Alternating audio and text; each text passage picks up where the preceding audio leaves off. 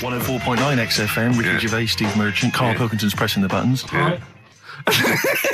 We're playing some great moments from the last 3 weeks. And some great records, Steve, from the last 2 weeks. That's true enough. Yeah. We're not actually here today. What are you up to today, Rick? It's 8 hours earlier, so this is about 2 o'clock probably. Mm-hmm. So it's about 6 o'clock in the morning. I'm still in bed, mate. I'm asleep in my hotel room. Now, where are you? We're in LA. Los Angeles. Yeah. City of Angels. Rick. Yeah.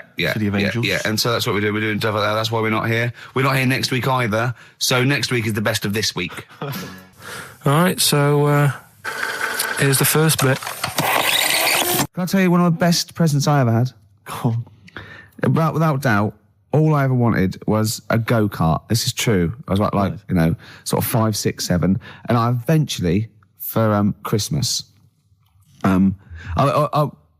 I wasn't sort of spoiled in the sense that I got pocket money, but I always got what I wanted at Christmas eventually. Because, working class mothers, they'd get it out the catalogue and pay for it for the rest of the year. So, I always got, I had, really, as many presents as anyone else. And I got this go-kart. It was a little red go-kart and it was a pedal one. And I'd run home from school and I'd be in it and I'd get down the garden for hours. I'd come in for my tea and this was fantastic. And this went on for like weeks and weeks and went through the summer, the next summer. It was just, it was fantastic go-kart. I'd show off. And then one day I came home and I went, it was always at the back of the shed, sort of up against the shed. And I went in, I couldn't see it.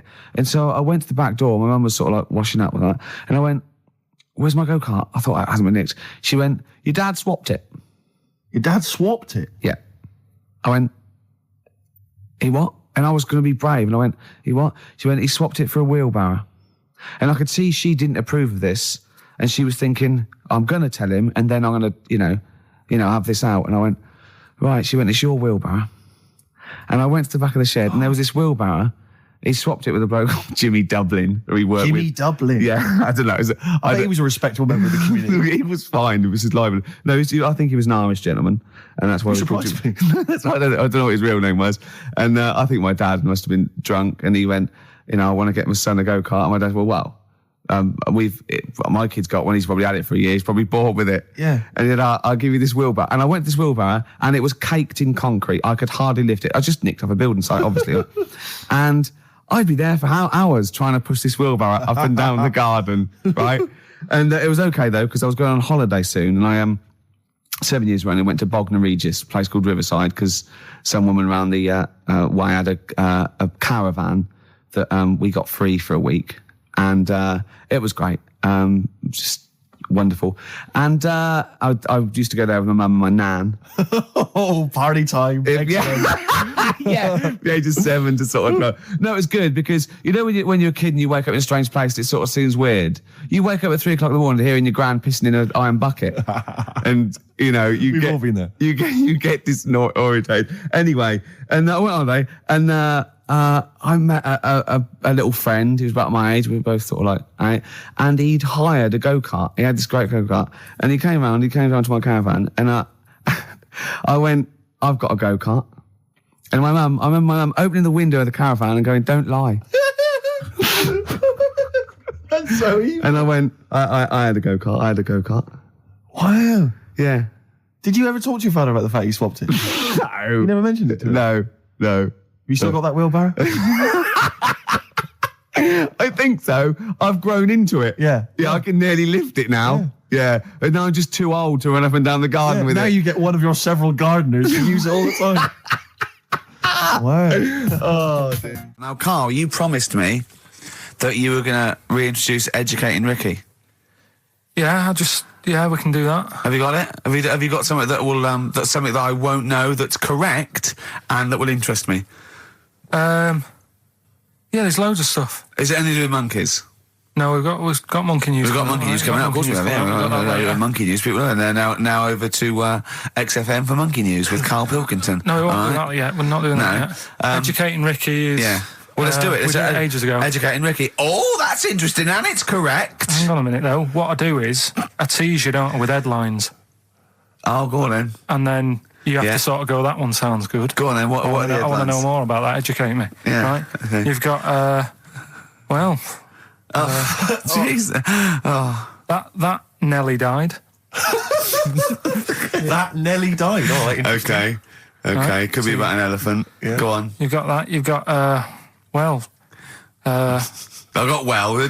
Take well as red. So they all start with well. Okay. knob body has been that lucky before. Brilliant. All right. Okay. Or you've got get a lobe of this court case. Right. Okay. Not bad. I'm going Interesting. for knob body has been that lucky before. Right, it's a story about this kid who was born, right? Was he? Yeah, he was popped out, like, and the dad and the mum saw the baby, and it was like, oh, that's a good-looking little kid. Sure. And they were proud and that. And then... I look like they're surprised that it's a good-looking little kid. It's theirs. Yeah. Like, it could have been a frog, and they'd have gone, oh, he's got your eyes. And then the doctor goes, yeah, it is, but look at that. What? He said, it's a boy and hasn't got a knob. I love the doctor saying that. I love this GP or this midwife saying that. Oh, we love little boy. Yeah, but no knob, baby. Mr. and Mrs. I mean, think. Right. No, but I'm speeding it up a bit. All right, come on. So the baby's Right, so born. the baby's like that, and the doctor says that, and and the woman's like, oh, it's our first as well, and stuff, right? She's really gutted. she's What's the second going to be like? So, Go ahead. so the Just a knob. doctor says, you know, We'll call it Karl. All right, go on. Right, go on. so the doctor says, well, I'll leave it with you for a bit, get used to the idea, right? As opposed to throwing it away. So he wanders off. Yeah. He comes back with a smile on his face, right? Found the knob. So the mum and dad are like, what are you smiling about? He said, you're not going to believe this. Baby's just been born. It's got two. Right? You can have one of them. And they did a little operation. Where did you get this information from? That's in a book. What book? Is it the a same as joke the book that you carry round with you? No. With the woman with 3 legs, the juggler with 9 arms, and the bloke who found shagging a chicken under a rock. Is it in that book? Weird though, isn't it? Well, it's not true. It is true. What, in the same hospital, there was a baby born without a knob. Luckily, Karl. It happened. You swear to God you're not making The I'm not doctor making it came up, back honest to God. smiling because you won't believe it. There's a baby there with an excess of a knob. It happened, honestly. I'm not, all these things are not made up, the educating stuff. That's why I do it, isn't it? Teaching you stuff, always teaching you stuff. All right, if anyone can confirm the baby with no knob, they're the going to baby with confirm it two, because they're going to go to the same dubious website that Karl got it from. I always try to be level-headed and reasonable in these situations. And it's You always ignore it. Guatemala or Mexico. Rodriguez was born without a knob. Luckily, baby next door and was one 2 knobs. What a load of shite. Play a record. I should just confirm that we've had a number of emails that say the baby born without a knob and then having one transplanted from a baby that luckily enough had 2 knobs is apparently true. Right, Yeah, there you no, go. listen. So- I don't question that Where's you that? could be born with a deformity and get someone's, fingers, knobs. What I'm saying is, it didn't happen with the doctor goes, I'll leave with it. I don't believe it. That baby's got 2 knobs. Exactly. What a coincidence. I bet that little bit of information isn't in there, is it? Sure. That he went out the door, I'm going to get a coffee, came back, bloody hell, hold on, look, here's an extra knob. I found an extra knob. We can put that knob on there. Perfect. I think that my new TV is too big, Rick. I said that I know, when he I don't know bought what it. I was thinking. But I can't believe it. He talked about this buying it. He's got a bit of cash now, of course. And what is it? 42 inches? 42-inch plasma screen. What did it cost you? $3,000 or Oh, something? don't tell me. That's Wow, huge. it's 3.5 ridiculous. grand. $3,500, big spender. Of course, it's too big. Well, I can't get far enough back in my living room for it.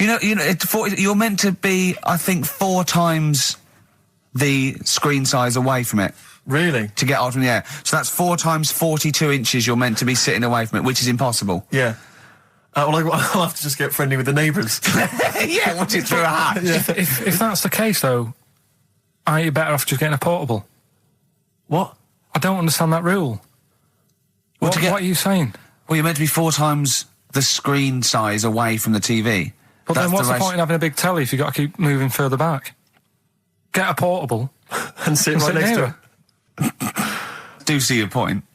Why do people go to the cinema then? Did you see films that are out yet? Fair enough, he's got you there. Done. I'd tell you this, though. I had it delivered, and are you supposed to tip delivery men? Of course you are. I don't know. If I've never had anything delivered before. I never spent that much money. Not if it's a courier with an envelope, but if it's a bloke who's struggled up the stairs, two fat blokes with a fridge, then give him a £5 for a drink. But the problem was, I didn't realise, and I was thinking to myself, I wonder if I've got to tip him. And the guy was leaving, and my mobile phone went off in my pocket, and I reached in to get it. He put his hand out thinking it was going to tip. I went, it's just my phone. And I felt terrible after he left. I didn't know. What was I going to do? Run down the street and offer him a £5? No, of course not. No. I'm not made money. I just spent it on TV. Yeah, I've got no money, mate. Yeah. I just spent it all on this. I had to clean out my jar, everything, the drawers. Yeah, I'd take some bottles back. The problem was it took me forever to wire it in. I thought, I'm not going to pay for someone to wire it up, So it took me about 3 hours to wire it in, and it was huge, and I got it switched on, and the first programme that was on when I got it wired in was Bargain Hunt. I'll tell you this, David Dickinson's tan almost took my eyeballs out. It was incredible. It was like X-rays. It was extraordinary, the glow. A huge plasma screen with this orange thing coming out, and he keeps turning to the camera, doesn't he? Just to get you. Yeah, he turns away. You get a bit closer. They go, "What's he doing?" He just turns around, takes the cornea off. What do you think, Bargain Hunters? Bargain Hunters. Oh dear, that's why I'd buy a plasma screen to watch Bargain Hunt. I mean, it's ludicrous. This is the problem, is because what do you watch? I mean, have you watched anything that's been worth having? The only thing I've watched really worth watching. 24. Well, 24 works great, but also films. Obviously, that's the main reason I bought it, because films just look amazing on there. Yeah, DVD on the plasma screen. The brilliant Blur, Out of Time on XFM 104.9. One of my favourite singles of the year, and that's another thing. We'll be playing our favourite singles of the year, as well as our favourite clips of our own show. Rick, I imagine if people have got a bit of Christmas money, they're wondering what they can spend it on. Office DVD? Well, other than that, these guys have got some ideas. What, adverts? Brilliant. Exactly. Karl you had to go to one of those well clinics, didn't you? No, I haven't gone. Why? Because I'm not happy with it. What? I'm not happy with the whole.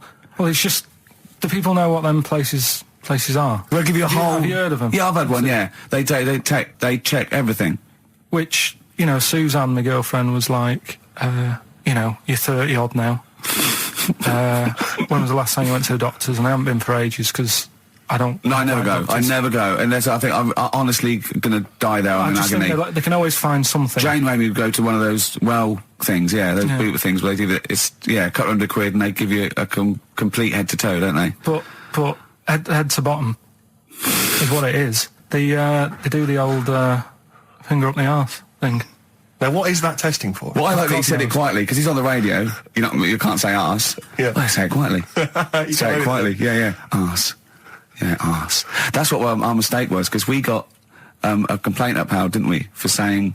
And I'm talking about a male chicken here, which is a cock, as you know. Yeah, and we said that word, right? So if we'd have gone, cock, we'd have probably gotten away with it. You can get away with murder. If you just whisper it very So go on then, yeah, so... I'm not going because I'm not having that done. I don't understand what they're going to find up there. That's your head. No, but why can't we just? I mean, it's the heart that I worry about the most. Do you mean that in a kind of romantic sense? No, I mean if they'd have to have a long finger, wouldn't they, to check that out? They go, "It's something wrong with your left ventricle." Yeah. Now, this thing about the doctors, they hold your testicles and they make you cough. Yeah, they don't hold the testicles anymore. They just put it sort of like by the side of them. And what's that testing for? I don't know. I think it's something to do with if you got something wrong with your diaphragm or something like that. You can't do it when they press there. I don't know. It shows them something. So it's not doctors having a quick feel. Right, so you can't... well, that's good, because do you remember when Karl said he's going to die of cancer? And I said, why? He said, I don't check my balls. I said, why? He said, I don't like the feel. So they feel it for you. They feel them for you. And you can just relax, shut your eyes and think of England. But don't mess with them. What do you mean? You can do more damage messing about with them. Just leave them. And there's two anyway. You can afford to lose one. Yeah, I don't think that's the point. I think the point is it sort of spreads, doesn't it? You've got to check the... I mean, I'm not saying, if don't do it, because they spend a lot of money saying to people, have a quick feel if you've got the time, what have you. But I don't worry about it. Leave it alone. Why, out of interest, why do doctors stick fingers up your arse? Check the prostate. Check the prostate? Yeah, because if it's swollen, it could lead to all sorts of problems. Again, they're not having a laugh, Karl. They're not going, hang on, look at this bald little mank fella. But there's no nice way. I'll feel his balls, stick a finger up his arse and send him home. 300 quid, please, on you go. What about me art? It's fine. And they're all laughing. Roger, Jeff, stand behind that two-way mirror. yeah. What's this? I'm not going anyway. So. Really? You're not going because you don't want... No, I'm not happy with that. It doesn't even matter. It's not the fact he's a stranger. If it was someone who I knew, it'd be just as bad. That'd be worse! Imagine that! At a dinner party. Oh, God. Oh, look, hello, Roger and Selena. Do you mind... Roger, do you mind... Would you allow any of the celebrity doctors to do it, though? Dr. Dre? Any of those? Doctor Who? I just don't understand in this day and age. Would you allow Christopher Eccleston to stick his big northern finger up your... Do you want a song on anyway? But I still call Karl every day anyway. Oh, sure. I called him a couple of days ago. Of course you did. And I went, it was the weekend, I went, what are you doing? He went, oh, just in Regent's Park and that. I went, what are you doing? I said, just going for... He went, oh, Jesus. I went, what? He went, a caterpillar just fell out of the sky. I went, what? He went, a caterpillar just fell out of the sky. God, it's there, it's wriggling around. I went, sure a bird didn't just drop it? He looked up and went, oh, yeah. Of course he did. Yeah. For a moment, he thought caterpillars were raining from the sky. I thought I was in Chicken Licking. Yeah. Unbelievable. Why did you think a caterpillar had fallen out of the sky? I don't know, it just startled me a bit. I love Karl being startled. I like the idea of him straight on the phone to Trevor McDonald. Look, Trevor, there's caterpillars, insects falling out of the sky. They're falling out of the sky now. Put it on the news, quick. Are you sure there wasn't a bird? Oh, there was a bird. Yeah, sorry, Trev. Bye. But it was after, like, I hung up the phone and that from you. I sort of sat there for a bit watching it. I imagine him cross-legged, just in front of it. But do you know what? Because of his shape, the shape of his head, and his sort of IQ, I bet the caterpillar was thinking, Mama. Yeah. Do you know what I mean? Yeah. It's unbelievable. Go on. It was sort of running about all over the place, right, Steve? So the caterpillars have loads of feet and that, don't they? Wow! Well, they have 6 legs. They're actually larvae of insects. They have 6 legs. But they have little sucker things to hold on to the back of cabbages and that. No, they've got more than that. I'll tell you, they have got 6 true legs. Trust me. Trust me, I'm a scientist. And you were thinking what, Karl? Well, but they've got little pods. They've got little pseudo pod legs and little suckers. Yeah. But it was running about like everywhere, right? Mental, but sort of running off to the left, and then it sort of went back to where it was. Then back, went right and what have you. And I'm just thinking, whoever gave them the legs, right? What's the point if they don't know where they're going and that? Do you know what I mean? If you can get about... Imagine that sentence. Did you hear that sentence? Can we play that sentence back? No, I don't think we can. Imagine who gave him that legs. Whoever gave him them legs, what's the point if they don't know where they're going and that? And that. Always and that. And that. But maybe you just, to be fair to the caterpillar, with all its legs, okay, and you didn't know where it was going, it had just been plucked from its house by a bird, shot up into the sky, and then dropped from 80 feet, hitting the ground. Onto the head of a weird, bald-shaved monkey. It was probably concussed. Yeah, it's one of them things again, though. But it still knew more about the world than you. How does that make you feel? I just think it's a waste of time having all them feet. It's the same thing as the... Now it's got feet yeah. now! It has a nightmare buying shoes, doesn't it? Yeah. You just mentioned there about sort of no knickers and that. Is this going to be your Auntie Nora? No. Right. It's just, like the last flat that I lived in, I always had a good view across the road and I could see... It was the hairy... There was the hairy Chinese kid. Not the hairy Chinese kid. He was just a Chinese kid, actually. Yeah. Running because about. that's rare, isn't it? Hairy Chinese kids are very rare, isn't it? Yeah. There's only one official sighting, isn't there? In one of those shit little magazines that you buy. And there was the old woman who didn't move. She was just sat there reading a book all the time. Who we think possibly died and no one came round for weeks, and now I've moved, right? And it was quiet for a bit. I always look at what view I'm getting, right? Looks across and it was just sort of empty, sort of flats ready for people to move in and that, right? Anyway, people are in there now, right? And they've put all the furniture in, but I haven't put any curtains up. Oh. Right. So anyway, I'm sort of washing up, just having a look out the window. Yeah. Right.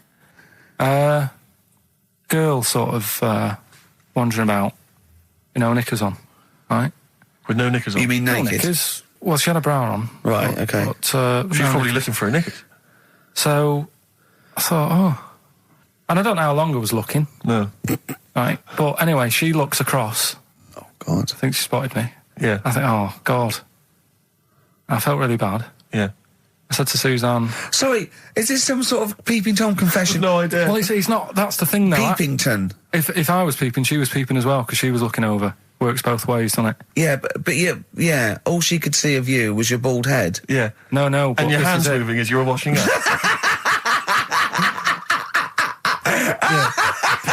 And some white-looking substance frothing up. Particularly stubborn stain on this glass. Yeah. Oh, God.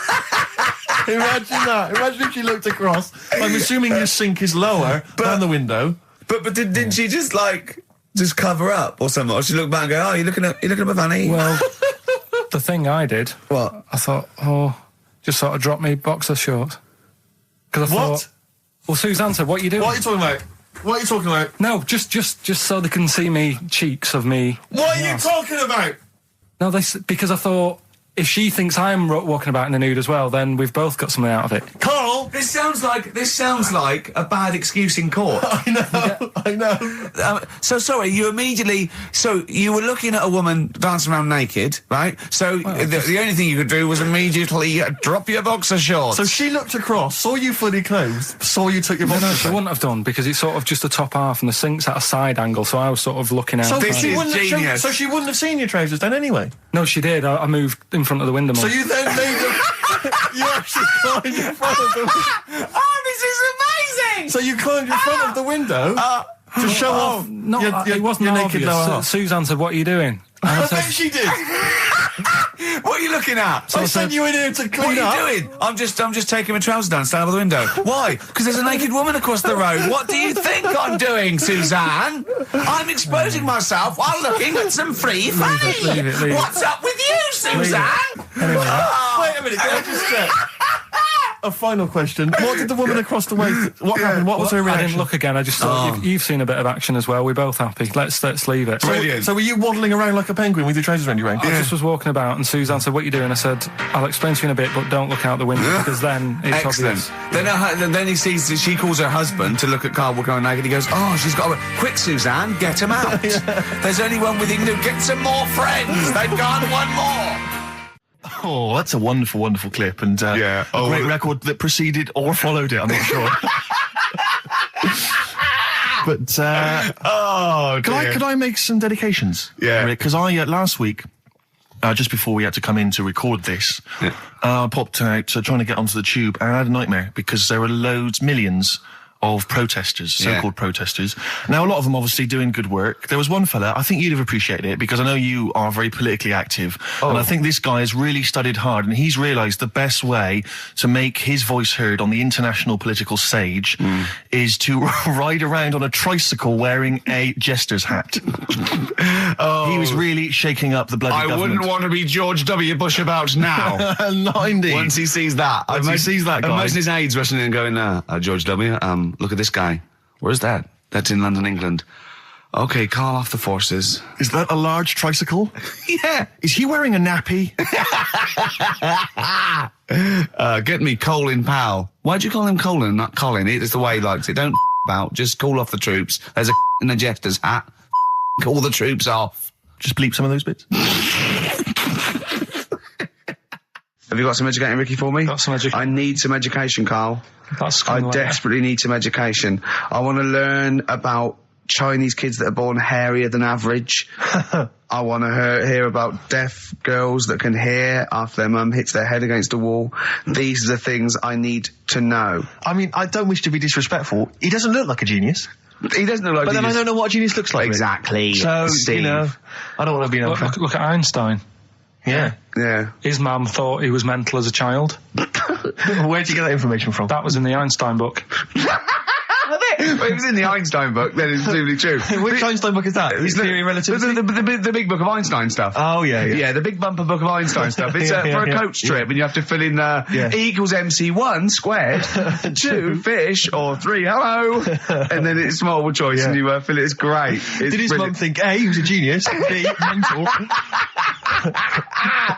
Most people go for A, but it is in fact B. She thought he was mental at the age of 28. Oh, Karl, you never let me down. You never let me down. So have you got Educating Ricky for me? We've got Educating Ricky coming up. We've got Rockbusters. We've got Rockbusters. Great as seen and talked about in Heat. In Heat magazine. It's got really tough this week now. We're not messing about anymore. Right. Got some good prizes. Absolutely, yeah, we'll talk about those later. Because, I mean, was it last week that you had the classic? Was it, I can't remember, I'm paraphrasing, Karl, apologies. Something like, I'm here in Texas, I've fallen in a puddle, and my knee has got wet. Yeah. Whitney Houston. Yeah. And also, it was last week when there was a little bit of confusion over the one for Holly Valance. Right? Of course.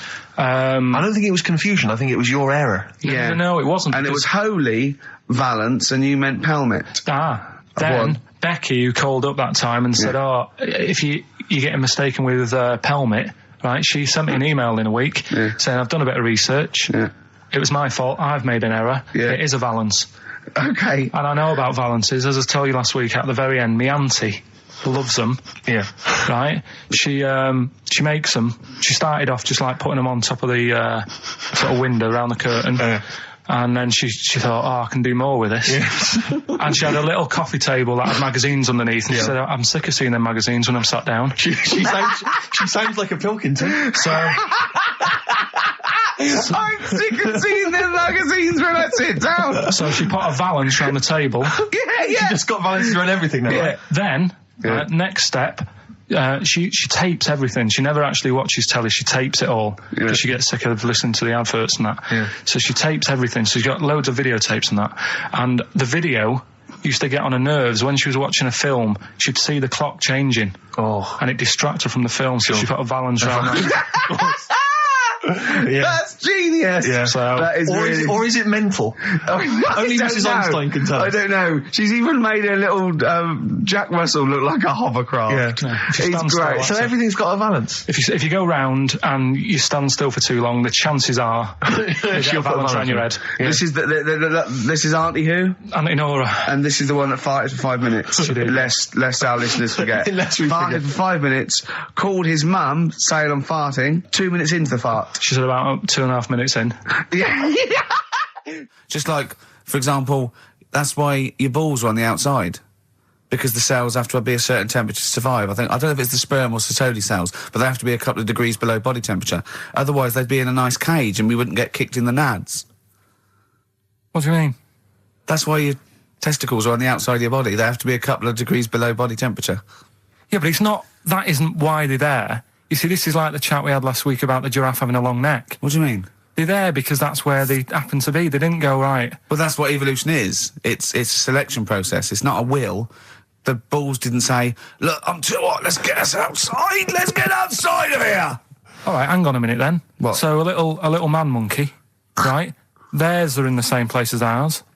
Yeah. But they're walking around naked, so it could be anywhere. They could be, like, on the back. It doesn't matter where they are. They call it... Well, they could be on the back, yeah. So why aren't they? This is a completely different... Steve! You started it! I wash my hands of the whole affair. And we're not only back to balls, but we're back to monkey balls. Yes. In one thing from about parasites, we're back to monkey ball news. Yeah. How do we get back to chimp testicle news? All right then, so this worm's in a fish. Yeah. It's like a little platy helminth. I think it's some sort of... But what I mean is, why are they about? What do you mean? They evolved. But why haven't they died out? Because they're very successful. Yeah. What do you mean? Yeah. What do you mean? Yeah. Tell me the brain event that made you say yeah in that 1 second gap. Because in a way I don't get it, and if I think about it too much, it hurts a bit.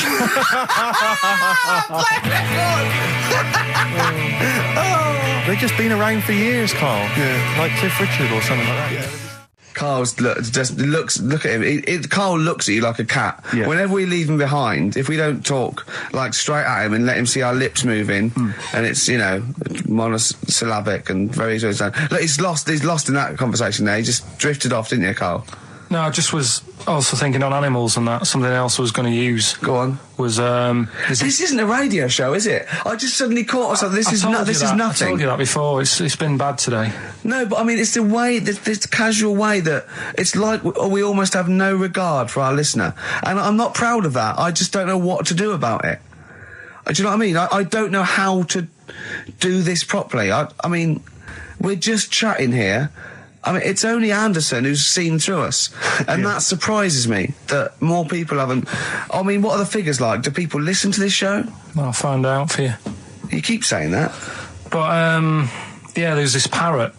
And, apparently it lives Rick, it's unique, if nothing else. I mean, when you wake up with Woken tomorrow, you're not even going to hear him start a line with there was this parrot. Go on, there was this parrot, go on. And it can talk and that. Someone's obviously, taught it out how to speak and that. And it flew away. And it's living in this church.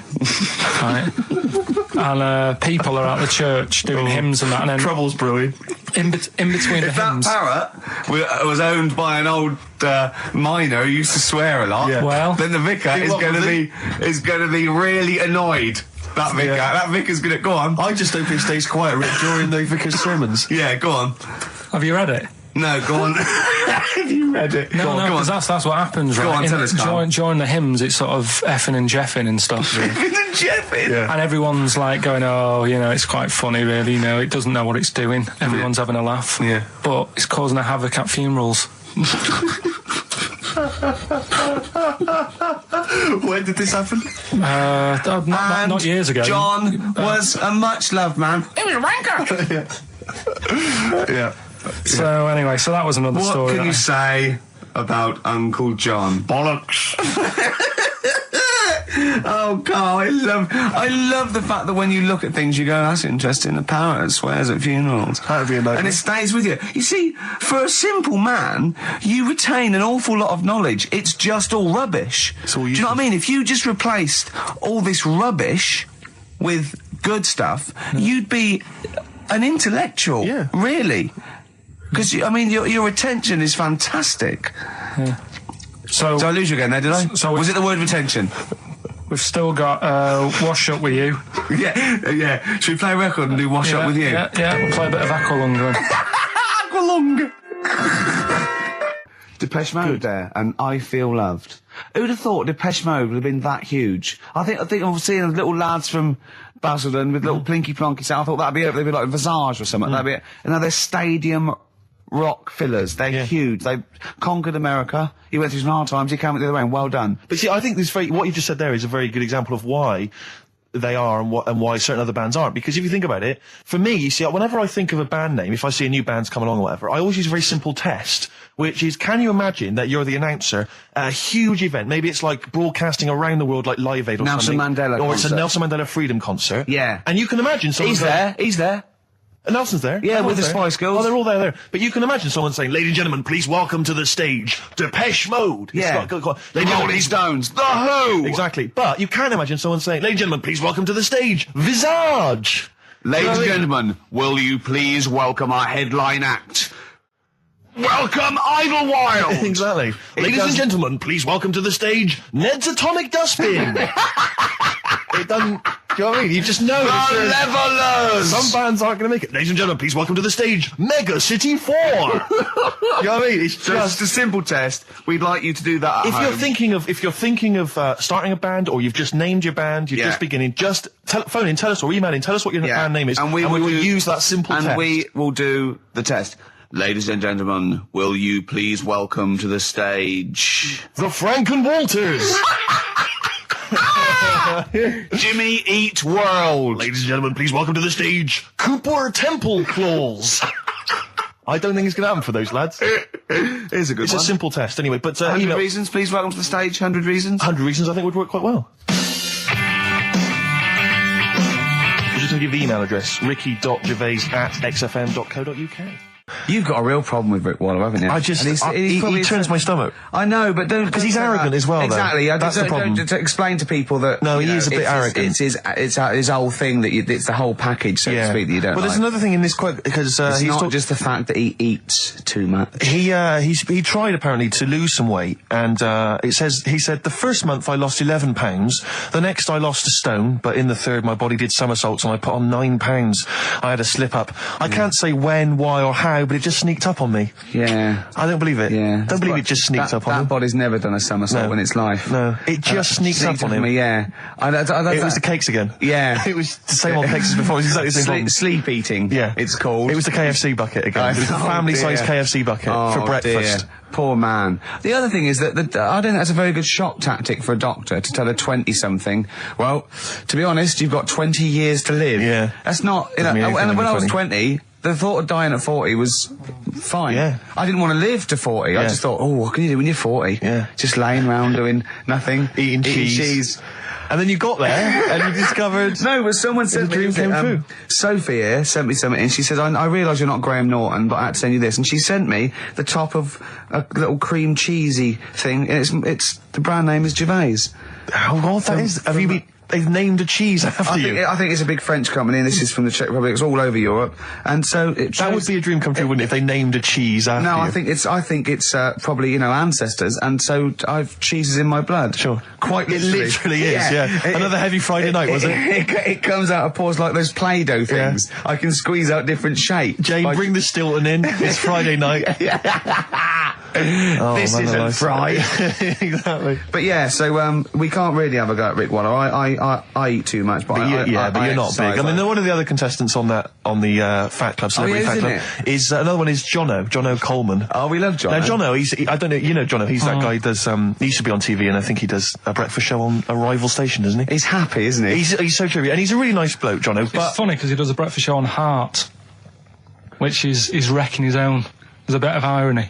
Oh, I love Karl. Thanks, Karl. Do you know what I mean? Yeah, I love you. I can see where you're coming from. Yeah, that's good. But we've met Jono a couple of times. We saw him at a couple of, not wishing to say not to show off, but a couple of awards dues. Yeah, like that's showing off. But like people would have seen dead there. Well, yeah, but we went to one where everyone was in like tuxedos or suits and ties. Not Jono. Jono was wearing a pair of Bermuda shorts. Big Bermuda shorts, knee-length Bermuda shorts with just these little... But I saw him again another time and he had shorts on at a similar event, and I've seen him since in the street, and he's all... I'm wondering if he can wear trousers. I don't think he can actually wear trousers. I don't know if there's a medical reason for that, whether he's just... his legs are too fat. I think the material is a waste of money. I think it's just that you can get shorts that big and they're comfortable, and, I mean, to be quite honest, I don't want to squeeze into a tuxedo anyway. So if you can go... I'd love to turn up those things in Bermuda shorts. Well, of course. Flip-flops. But do you think he started off by wearing, maybe he just had the upper half was a tuxedo with the tie and then the shorts for and the shorts underneath, and he would just have to come in, kind of sneak behind, a sideboard. Potted plant. Or a potted plant, or bring his kids ahead of him. Yeah. You know, you are wearing trousers, aren't you? Of course I am, In you go. Kids move a bit. Well, no. Exactly. Of course I'm wearing trousers. Why would I? Wearing trousers. And they just thought, this isn't fooling anyone. So now I'm going to make a wacky effort to sort of, The next zone is, I've heard he's going in a grass skirt and a garland around his, and he's going to come in limboing. But you did ask if you could go to the BAFTAs in a dressing gown, didn't you? Just for ease. Yeah. This is the Best Of Show on XFM 104.9. I'm Ricky Gervais, with me Stephen Merchant. Yes. I hope you're enjoying the Best Of. What do you mean your fortunes are on the up? Anyway, DJing. Well, I'll tell you, I was hired. Well, I say hired. I did it as a favour to a friend. His wedding the other week. And I got there, I was thinking, because everyone had their little role to play, and then people were doing a good job. I love you taking it seriously. And I spent ages putting together some CDs, special selection CDs. I love that! Because what I did was I burned them on iTunes. Did you turn up with your own headphones round your neck? Own headphones, wearing a suit, but headphones. Metal case. Didn't need it, just had them all in one small box. Brilliant. Boom. I thought this is good stuff. I got some classics here. Give me an example. Give me an example of that, like the first hour, the warm-up hour. Rick, I'm coming straight in with Frankie Valli, Oh What a Night. Brilliant track. I mean, when those beats start at the beginning, who's not getting on the dance floor? Wait a minute, what's this following up? Go on. It's the Jacksons. What, I Want You Back? I Want You Back. Brilliant. It sounds good at the moment, Karl. Yeah. So I'm thinking, at least I'm gonna roar this, because they laid on a good spread. The ceremony was nice, food was nice. I'm thinking this is going to be the piece de resistance. Yeah. Alarm bell started ringing. Why? When I realised there was a marquee outside. Of course, it's a balmy summer evening. I'm stuck inside on the dance floor inside. I'm thinking I'm going to be struggling here to get them in. Even with flavours like this, I thought I'd struggle, Rick. So I'm sat there in my suit. I'm sat behind this little DJ console. I've got all the big numbers. There's one or two people making some token effort, but frankly, most people are outside everywhere. I was livid. Of course, they couldn't hear it out there. So I was playing to an empty room, really, and I was furious. I was absolutely furious. Because, I mean, what is, you know, they're wasting my time. They're wasting, now I could have just stuck the CD on and gone out. They're wasting Frankie Valli's. Frankie Valli's time. They're wasting the Jackson 5's time. They're wasting, you know, D-Light's time. Yeah, yeah. And so I'm sat there, and there's a couple of people making a cursory effort. Mainly when they come to get a drink from the bar, they might have a little quick, you know, couple of twos. You shout, we don't want your Not interested. all of your no all one. of your no one at all. And then there's a microphone set up because people have been doing speeches. This little girl gets on the mic, right? It's being funneled through the speaker system. So every time I put my headphones on, Miss Dynamite, was it? It wasn't, sadly, Miss Dynamite. Although she decided to have a little go at MCing. She was screeching her little head How off. old is she? Oh, I don't know, 8 or 9. At their most annoying.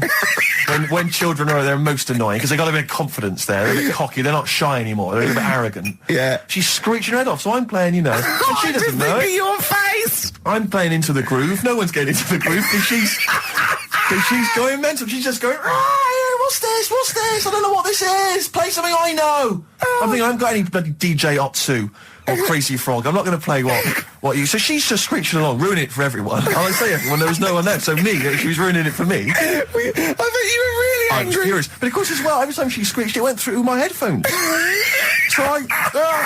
So, of course, and then her dad comes along, right? And I'm thinking, all right, he's seen what's happening. Just imagine you in your suit, sweating, getting annoyed at someone ruining your set that no one's listening to. I think, her dad's coming over. He's going to put pay to this. He's realised that, you know, she's causing a disturbance. He comes over there, joins in. No. Sits her on his lap. He's just saying, hey, she's having a well of a time. I'm thinking I'm furious. I'm thinking it's his responsibility to shut her up. He's not going to do anything. What can I do? I can't step in. No. And I know very well that if I interfere, he's going to say, oh, well, she's enjoying herself and no one's dancing anyway, and we'd have just got into a fracas. Yeah. I didn't want to start a fight. No. Because I don't know, but he'd have knocked you out, wouldn't he? Someone would have got knocked out. And I'm not saying who it would have been, but, you know, but to bear in mind, Rick, there would have been 2 of them. And so I didn't want to get into a fight with him. And anyway, so I'm playing. Anyway, so my friend came along. He realised what was happening, and I didn't have the guts to unplug the microphone because he'd have known. You see. Yeah. So I got my friend to do it when she had her back turned. So he pulled the plug out. The microphone went dead. She went, "What's going on?" I went, "I don't know what you're talking about." I said, "I don't know." She said, "Where the microphone's at?" I said, "You must have broken it." I don't know what's going on. Someone will probably make you pay for that. Anyway, at least we shut her up. That is great. But it really went from bad to worse. And you know, there's that thing when you panic, you start panicking. So you're putting on a lot of flavours that you would have saved to the last hour. What are we talking? Boom, boom, shake, shake. Exactly, you're throwing him in early. Love Shack's coming on way too soon. Really? Oh, Love Shack before 11. It's heresy, but I had to do it. But anyway, in the end, I made the bride go and get some people in. I said, look, it's your special night, all right, and they're going to enjoy this. I'll be honest, love, this is a washout, and it's up to you to turn this wedding around, or I'm walking. And I tell you, they're going to have a sour memory of this evening unless you bring some people in. Get everyone in dancing. So she got them in at the end. Brilliant. And I'll tell you this, Karl. I mean, I don't know what you say, but they were loving it. They were absolutely loving it. A bloke came over and said, "Have you got Amarillo?" I said, "No," but I put on something even better, Delilah. Wedding crowds always go for Delilah. A song, of course, about old man killing his wife, but it always goes down very well, strangely, at weddings. They get into a sort of hokey-cokey thing. They went berserk for it. And I was following it up with, I had the monkeys, I had all sorts going on. Brilliant. Of course, you know what happens. What? I'm going great guns. People are absolutely loving it. They're rocking it. I throw in, I had something cracking on at the end. Come On Eileen, of course, was on. People were going berserk for it. Which is unfortunate because the bride's name was Eileen. Yeah. And then the bride pipes up. I'm throwing the bouquet. So they all traipse off outside again. Oh. I was furious. Oh, no. I plugged the microphone back in. I said, "What are you doing?" We got, but they went out. Then, of course, you can't get them back once they've done that because all the women are running around. I got the thing. And then they got to wave everyone off, throw the confetti. They ruined your day. I was having a great time and they ruined it. She ruined your special day. She ruined my special night. Oh, no. It's on her head. What would you put on about now, Karl? What if I was DJing? Yeah. Probably a bit of a world party. Go on. Interesting. Into films and that. It's just that I only... I've just got the 5 channels and flicking about, and I'm not impressed. I mean, I can understand why more people listen to radio and stuff. Yeah. Well, not this one, but go on. Well, when was it? When was the last time I sort of sat down and had time? Because I'm always busy doing stuff and that. Sure. Moaning takes up about 3 hours a day. Mm. When did Wimbledon finish? A couple of weeks ago. Right. Found myself sat there, right? I'm not having a go. I know we've stopped Cheeky Freak of the Week and all that, right? So Christ. I'm not going to be having a go. Christ, I sat there. I'm scared. No, I'm not having a go. You've always got to remember that. Go on, just get on with it. Get on with it. I'll apologise after. I'm just saying, watching Wimbledon, it wasn't, one of the major games. It was little fellas in a wheelchair having a game. Little fellas in a wheelchair. Right. But for me, I mean, great. They're doing a sport and everything.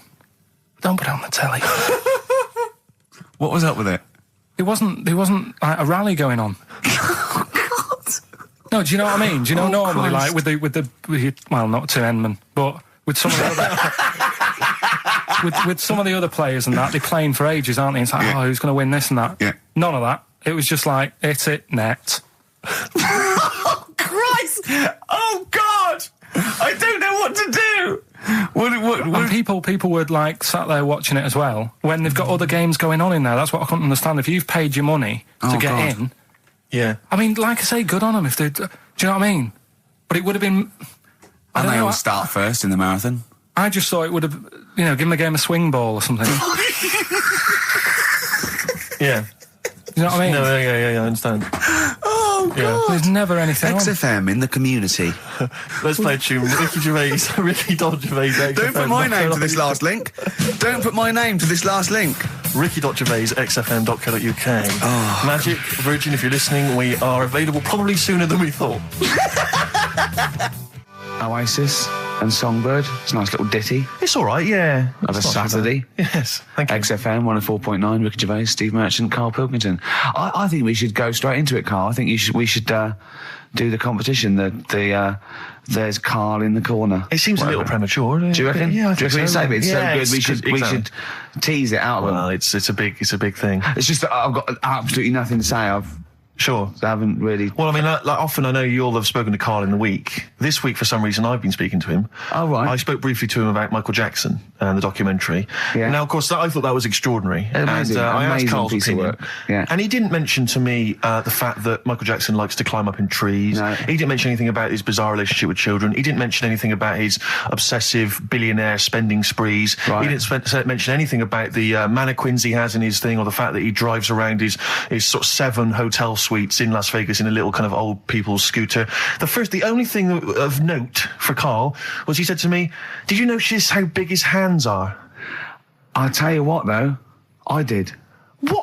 How you look at the man's got like a face that he's had reconstructed. Well, I can't even say that. It's libelous. Yeah, no, he hasn't. He's got he's had two nose jobs.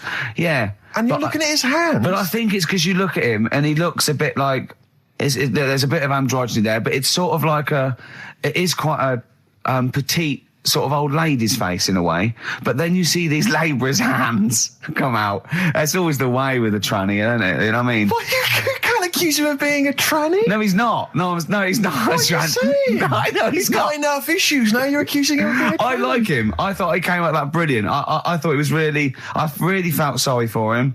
No, I think he cleared up a few things as far as I'm concerned. I thought it was a fascinating piece of work. But... I did like the shopping spree. That was great. Extraordinary, because he's just got going around just pointing. I know it was bad taste, wasn't it? It was like one of those bizarre shops. Yeah. You know what I mean? There's anything, sort of a gift shop, but they're trying to make it look like Ming. But if it's sprayed gold. If he'd been living in a trailer park, he'd have been ordering, one of those porcelain dolls dressed like a Harley Davidson bike rider, or an Elvis commemorative plate. It was the kind of billionaire equivalent of that. But the hands were a giveaway. It's the same as those sort of transvestites. It's like what was it about his hands? When you get like a cab driver or something, right, and he decides to turn transvestite about 60, and he goes on Kilroy. Do you know what I mean? That way, he got a twin set of pearls, and he goes, "I've never felt so comfortable." But his hands are still big. He's got a little wig, and he's got the lipstick on, and he's with his teenage kids who are going, "Kill me." Do you think he's been having surgery on his hands to make them larger? Bigger, yeah. Is that why he was wearing that glove? Exactly, but I think he wants to be a goalkeeper. Right. And they said, well, you can't, Michael, you got a big hands. It would help him climb the trees. Yeah. And he can play tennis now without a racket. Yeah. So what did you make of it, Karl? Were you intrigued? The Michael Jackson thing. It's, it was all right. I would like to apologise for my son's behaviour. He is a filthy little who's been a most of his life and treats me like a So, Doris Stokes, right, is dressed like a dominatrix, right, and she's dripping hot wax onto the naked torso of Arthur Millard. Yeah, of course he is. Right, and he, in turn, is being pleasured, right, by Dusty Springfield. Oh, Dusty Springfield's not dead. What? You twat. Dusty Springfield's not dead. Yes, she is. No, she isn't. She is! Of course she's not! She's dead, of course she's dead. Of course she's not dead! Who am I thinking of? I don't know. Dusty Springfield's alive and well. And playing with Arthur Millard. No, she's not dead. Oh, God. Well, excellent. Oh. It was going so well, wasn't it? Oh. I like the bit up until then, though. Yeah. I like the idea of her and Millard. Well, that's all true. In a farm. We can't do that anyway. Still, see, you can't do that on the radio, talking about that sort of thing. I'll tell you what, though, if we're going to pick on a dead person, why pick Doris Stokes? I don't know. The one dead person you don't pick. I know. God. I'll have to convince her she's dead. But even in real life, she'd harness the powers of the dark side, so we don't really want her on our, She liked the dark side. Getting on our That was her backs. favourite. She's getting on our backs. Don't get me started on that. Oh, goodness me, it's just nothing but innuendo Dusty and libel. I don't believe it. We're in trouble now. In trouble. Oh, God. You should have picked someone like Scylla, who is dead. Muff Shandy says turn it up. Earplugs are gay. Earplugs are gay. Hear what I say now. Earplugs are gay. Get them out the way now. Feel the need to make them bleed. My brain needs noise to speak. Mother. The new single by Muff Shandy, Earplugs are gay. And the bloke with the gimp mask and the umbrella said, Doris, I'm not doing that. Gervais, we're leaving it. We're leaving it. Go on, sorry. I was talking to my parents on the phone the other day, and I started swearing, and I've never done this before, and it's a terrible thing because I've crossed this barrier now, across this line, which I previously for 23 odd years I'd managed to sort of stay the right side of. Yeah. I'm talking to my mum, and she mentions to me that I'm going to lose a lot of money. I don't want to go into it, but I'm going to lose a lot of money. And she told me how much. It was £5,000 or something. She went, I went, effing hell. Obviously, I said the real thing. Yeah. Effing hell. She just stopped. She just went, pardon me? And I thought, what have I done? I thought, I can't explain myself, because she didn't know that I knew those words. So I just said, that's a lot of money. That got you out of it. That got me out of it. Yeah. You know what I mean? That crossing that step. Yeah. It's quite a terrible thing. It's like, I look forward to the day when I can bring a girl home and say, look, I do know about sex. And twat. No, you can't. But when I was a kid and I first went to senior school, I started to learn all these swear words that I didn't know. Of course you can say the word twat. Right. You're not meant to. I started learning all these swear words, and I went home and I started using the word twat. I just thought it was a slightly stronger version of twit. Yeah, yeah. Just it's a bit tougher for some reason. Yeah. And so I used to go around saying that, and I'd go, my sister would say, stop ruining my Lego, and I'd go, you twat. Yeah. And make your bed, Steve. No, you twat. I'd say to my mum, right? And I didn't realise what it meant. Right. And my dad, right, he didn't really know much about swear words, so he started using it as well. He started going, oh, you twat, Steve. And, do you want to clean the bath? No, you twat. And we just started using it all the time, right? Yeah. So then at school, Mark Johnson told me what it meant. Yeah. Right? Obviously, I'm stunned. I'm thinking, I can't go around calling my mum a twat. Yeah. So I didn't. I just stopped using it. Yeah. Like that, just stop using it. But I didn't have the guts to tell my dad what it meant. Oh, no. So he carries on using it, and to this day, we were driving along, he'll say to my mum, Elaine, watch where you're going, you twat, you great big twat. And I just want to say to him, Dad, don't say that to my mum, because she knows what it means. Oh, no, but really? She's not going to say to him, Oh, God. Ron, would you stop saying that word? Because Yeah. Same thing happened to me. My dad still says fouch. Does he? Yeah. Oh, felching, talking of that, right, it's Doris Stokes. Yeah. She's got this huge... 4 sailors and a big sailors. bucket and like a weight. Well, that's it, Steve. Is it? It's the news now. Then we're out of here. Yeah? Yeah. Well, we've had a few laughs, a few tears. Yeah, well, don't go on about it. XFM 104.9, Ricky Gervais. Gervais, I've just thought of a great game. All right. Emma, who helps us out here, she's just brought in a couple of beers for us. Yeah. All right. And I know you We're have going to drink them after the show because I do not drive the desk and drink. Absolutely. Yeah. Anyway, okay, don't pick it up. Okay, right. Because the thing is, there's a picture, all right, on the bottle, which I don't think you've seen it yet. Have No. you? Right, and I guarantee if I turn this bottle round, you're going to start... Yeah, this is good radio, isn't it? You're going to start laughing when you see this picture. Right. Now, before I turn it around, Yeah. right, hopefully you will laugh spontaneously. Yeah. It's a new competition, all right? You can fax us in pictures. You can send pictures in the post, all right? Yeah. Any picture which I can then, during the show, hold up and show to Gervais. If he laughs spontaneously, you'll win a gift. You'll win a prize. That's a great competition, isn't Gervais. it? And great radio. And great radio. They'll be laughing at the picture at home, won't they? Exactly. They'll be going, no wonder he laughed. Look at that. Well, all right, there's simple things like that which don't work. But the point is... The point is, right... Anyway, you'll still try, okay. Let's test it. He's going to turn this little chubby pint of beer around, whatever it is. Just calm yourself. Okay, all right. Don't want you to... Hurry up, I want to drink it. You ready? Yeah.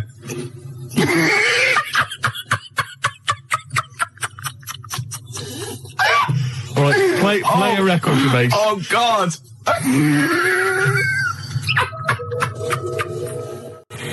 Blur and Tracy Jacks from 1965 there. Hey. Cheeky little monkeys. Well, I think we've established ourselves there now, Gervais, as radio gods. As radio gods. Yeah. We've come up with possibly the most enjoyable radio game in the history of all things. Basically, what we want you to do is send in pictures, drawings... Is it as good as this? Gervais, put it away. We want drawings, pictures, photographs. Okay, and what I'm going to do is I'm going to show them to Gervais midway through the show. You'll never know when. They might just suddenly pop up, and we'll see if Gervais laughs hysterically. And if he does, you win a prize. I guarantee it. Yeah. It could be that you'll win a couple of pulp tickets if we've got them to give away. Yeah. It might be that you win a crate of beer, anything. Yeah. Whatever we've got to hand, you'll win it if you can make Gervais laugh simply by me showing him a picture. The address is XFM, 97 Charlotte Street, London W1P 1LB, alright? And you can fax us, of course, 0171 580 1234. I must warn them that I really have been desensitised now because I sit opposite you. Well, exactly. Do you know what I mean? Do you know how hideous and, like, ridiculous they've got to be to make me laugh? The pictures have got to be pretty odd. Yeah. The address, XFM, 97 Charlotte Street, London, W1P 1LB. Apart from bad lyrics as well, I like it when pop stars and marketing managers of record companies try and get clever with their, titles for albums and stuff. Remember Wet, Wet, Wet? Popped in, sold out. Nice. Oh, lovely. Beautiful. And you know, Tony Banks out of Genesis, he did his solo project. And what he had, right, was the album there, and he had Banks across the top, right? And using the S to start the next word coming down was statement. Clever. Banks statement. Oh, I was watching Tony Banks, is he not the sports minister? Oh, I don't know. He was in Genesis when he was younger, though, wasn't he? I don't know. I think so. I don't know how it works. Well, because Phil Collins is Minister of Shite.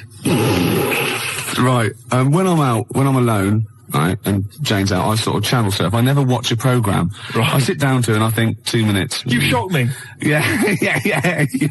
And I just sort of going through and I was going back and forth between the Waltons and, like, the Box.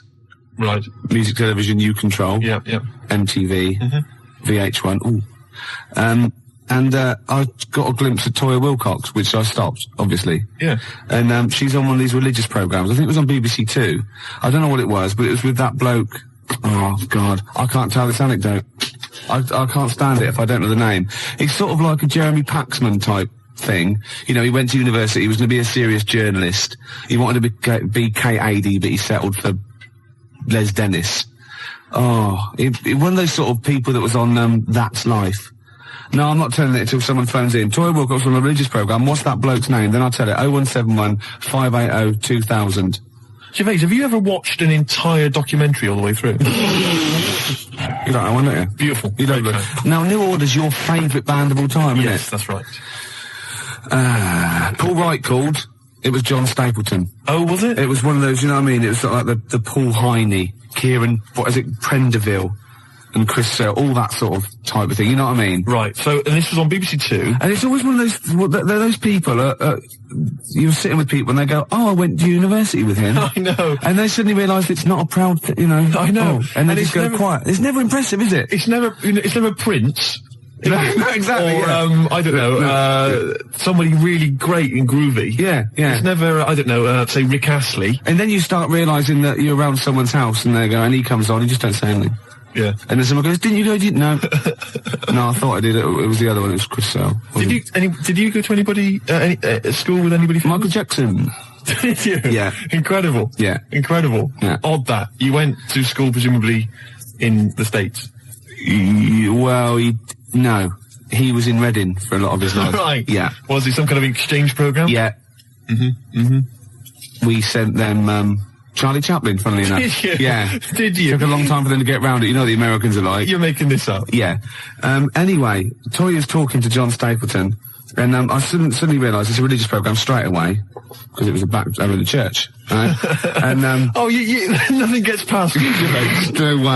No way. Could be archaeology is us. And so wait a minute, whoa. Yeah, so people, Toya's on some religious programme. It's not worth it. John Stapleton. Yeah. Okay. And I'm just flicked through and I went, hold on, it's Toya.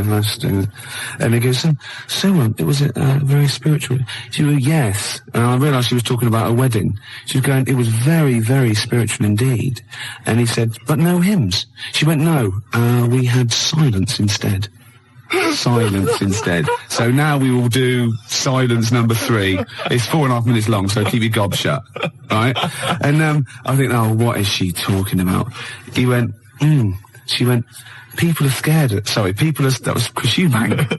Right? She said, people are scared of silence. Yeah. And then she said, the thing is, during silence, there's a lot of unconscious thought. What? You thought that you don't know you're thinking? He said, it was 3.5 minutes. I didn't think a thing during that. I better plug into my unconscious to find out what exactly I was standing up for 3 minutes. Going, who's the women in the hats? What are we doing here? What a load of pretentious twaddle that is. Well, I've never liked Toya. I've never liked her. Oh, she's alright. That's all the more reason to hate her. No, I don't hate her. All those people I just mentioned, they don't come close to Lenny Henry. I saw another bit of him doing his stand-up in America. Oh, God, it's so nauseating. He's got another series, apparently. Does anyone like Lenny Henry? Oh, well, obviously. It's a massive star. Does anyone listening to this show really like Lenny Henry? Yeah. Or is there anyone that annoys me more than Lenny Henry?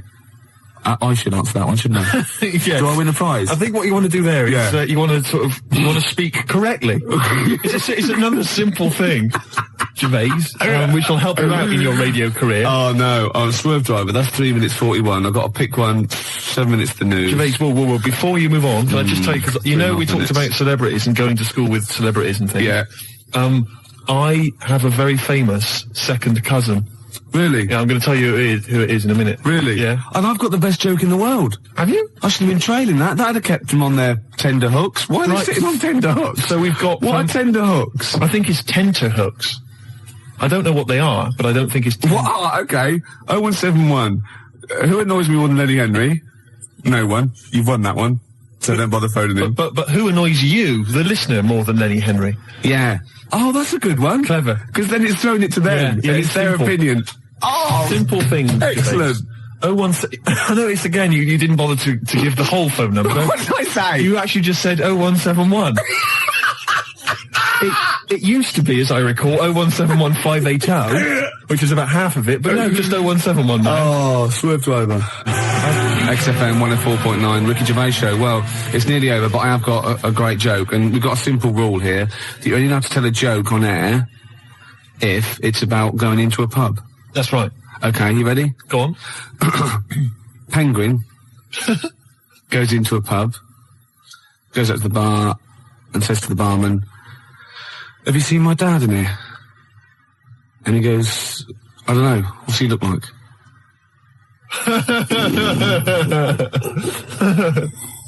Yeah, no, it's not bad. It's all right. It's all right. I had a similar one about something going into a pub. I think it was a turd and a wig, but I can't remember what the punchline is. If anyone knows, 0171 580 2000. Something about a turd and a wig.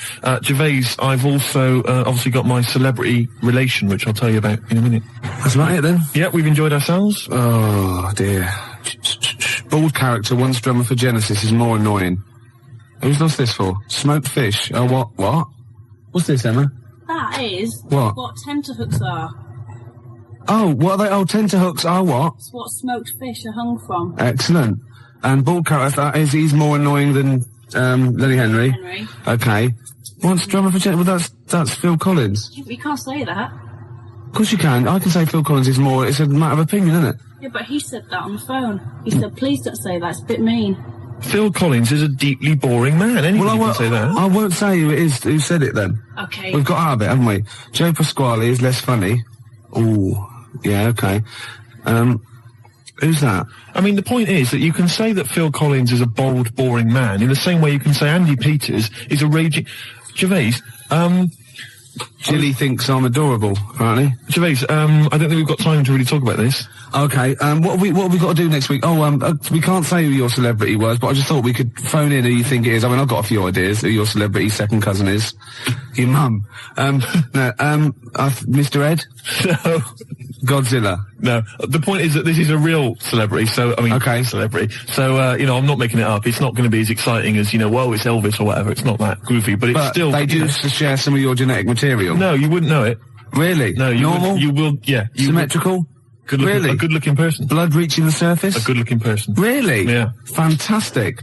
They probably denied your existence, or they're obviously going to deny that they're related to you then, aren't they? Well, I'd say I tried to get some of their money. No. What else do we do?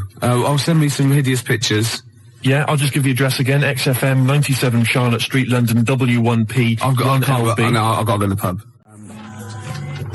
4 o'clock again. Yeah. One computer's not working. Is it not? No, this all sounds funny. What's that one? Is that the one I listen to? Just press a few buttons. No, put it on there. What have you got? Desktop. I don't know. I don't know what these do. Is your mic working? Sorry, I got a bit of a cold. Oh, God, I had a big list of things to talk about as well. Did you? Yeah. Oh. No. Rocking from the Crypt. Oh, it's a good start. On a rope, yeah. Which is appropriate because we've got a little Gravediggers track to play later, haven't we? Oh, yeah. Called Suicide. It's one of my favourite tracks, Gervais, by the Gravediggers, but it has got a bit of bad language. Well, that's okay because you've played it to me a couple of times and I reckon I've got it off pat. Really? I'm going to be bleeping it out live. You're going to do a live bleep Yeah. out? I should say, we usually have a few beers and we get throughout the show and I get steadily drunk, which is unprofessional. This saved a bit of time, turned up pissed. You turned up drunk today? Yeah, so that's I'll tell you what. I'll be honest with you, Gervais. Normally, if someone gets drunk, their speech begins to slur. Yeah. They talk rubbish. Yeah. No difference. No, with you. That's the beauty of it. Yeah. That's the beauty of being me. Yeah, exactly. You know what I mean? How drunk are you? I had a little bit of wine. Did you? Couple of glasses? It's a lovely... I might get a little bit melancholy. What about the little baby kangaroos have to crawl all at their mums? I help them. Got a fax here for you, Steve, actually. Oh, lovely. Good news. It's from Becky. She's listening to us in bed. She's been a bit lazy. She's been on holiday. And she wants me to dedicate a song to... dedicate it to Skanky Steve, because he is an alien. And she's been a little picture of you, Slimy Steve. Isn't that lovely? And she wants me to play a Subterranean Homesick Alien by Radiohead. And that's sweet. So people do think of you. Lovely. And I got one from Laura, says to Steve, you still sound as stupid as ever. You asymmetrical, asexual, rabid, anemic, flea-ridden deformity. Oh, see, you have got people thinking of you. See? Yeah. I'd rather they didn't. Baby Bird, and if you'll be mine, then I'll be yours.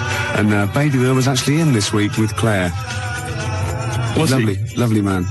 Oh, Baby Bird was it at XFM? He's very nice. Is he? He's got a beak and funny little claws. Oh, Rick. I know, it made me laugh. It was oh, my God, we're desperate. Used to be an we're egg. Desperate men, Rick, if you've got to resort to that kind of I called him Baby Bird, he went, I've never been called that before.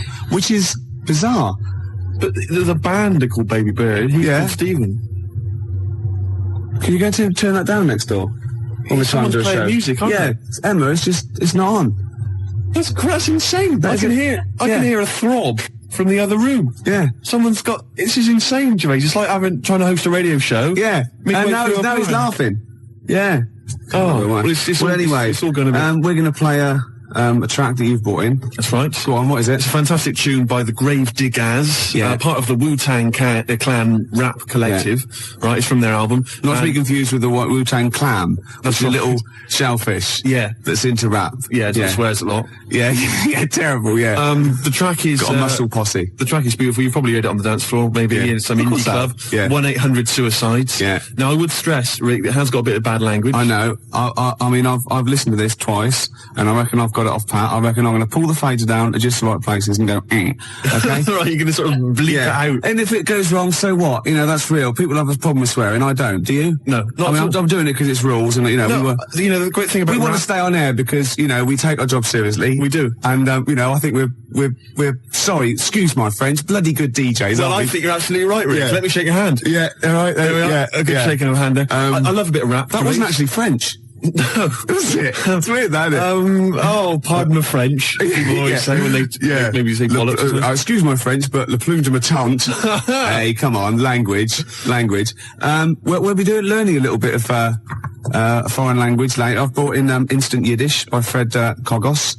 I've always wanted to learn Yiddish. Really? Yeah. Narishnek, foolishness. Some glick, some schlimmen, yeah, for better, for worse. So I'll teach you little usage phrases like that, out of the old Instant Yiddish book. But first, what was this? Gravediggers. It's Gravediggers. They're keeping it real, they're keeping it raw, so there is a bit of bad language. Yeah, well, mine's raw. You've been keeping it raw? Yeah, of course I have. Right, I'm gonna have a go at this then. Alright. Right. Don't get no, nervous. No, don't, shut up. Right, I've got to play this. Shut up then. Don't put me off. I've got to concentrate. Bleep it out live. I will, yeah, shut up. Alright, is it going? Oi. Okay. Take it calm. Take it calm. Alright. Well done, Rick. No, it's very good. No worries.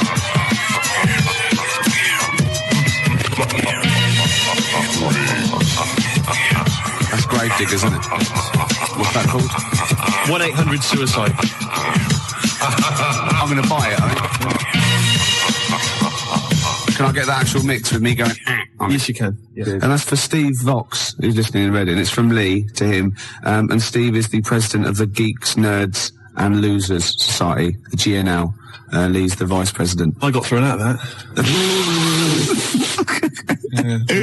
What embarrassing walking down the street with you. Exactly. Oh, it's a terrible state. Yeah. Gervais, it was Saturday night last night. Yeah. And I didn't get to sleep until 6 in the morning. Ooh. Flatmates having a party. Yeah. Not invited? No. Next time though. Well, maybe. I don't know. I don't know why you hang around with them. Well, at least I look after you. People say to me, is Steve really as ugly as you say? I go, he's worse. Do you know what I mean? But that's no, do you know what I mean though? You're doing me a favour. Well, of course I am. You're protecting me. Of course I am. I'd say one day, right, it's just one of me at the moment, but one day there'll be a whole squadron. It'll be like Planet of the Apes. Oh my God, and you don't actually need anyone else to sort of like breed, do you? Exactly. We can just reproduce as we are. It'll be like Planet of the Apes, right? There'll be sort of a Charlton Heston figure. Out of the squids. It'll crash land. Get your damn dirty tentacle off me. It'll crash land. Yeah, exactly. And there'll just be loads of me crawling around, all identical, chasing him on horseback. And they'll see like Bristol Temple meet, and they go, "Oh my God, they blew it up!" Yeah, he's back in Bristol with all your. Oh no, incredible. It's the charlatans, and then there must be an organisation of volunteers or something who, if it's like touch and go, if it's really serious, if you're like clinically depressed about it and you really can't get a woman, they don't want just people turning up who can get girls and saying, "Oh, I fancy," you know.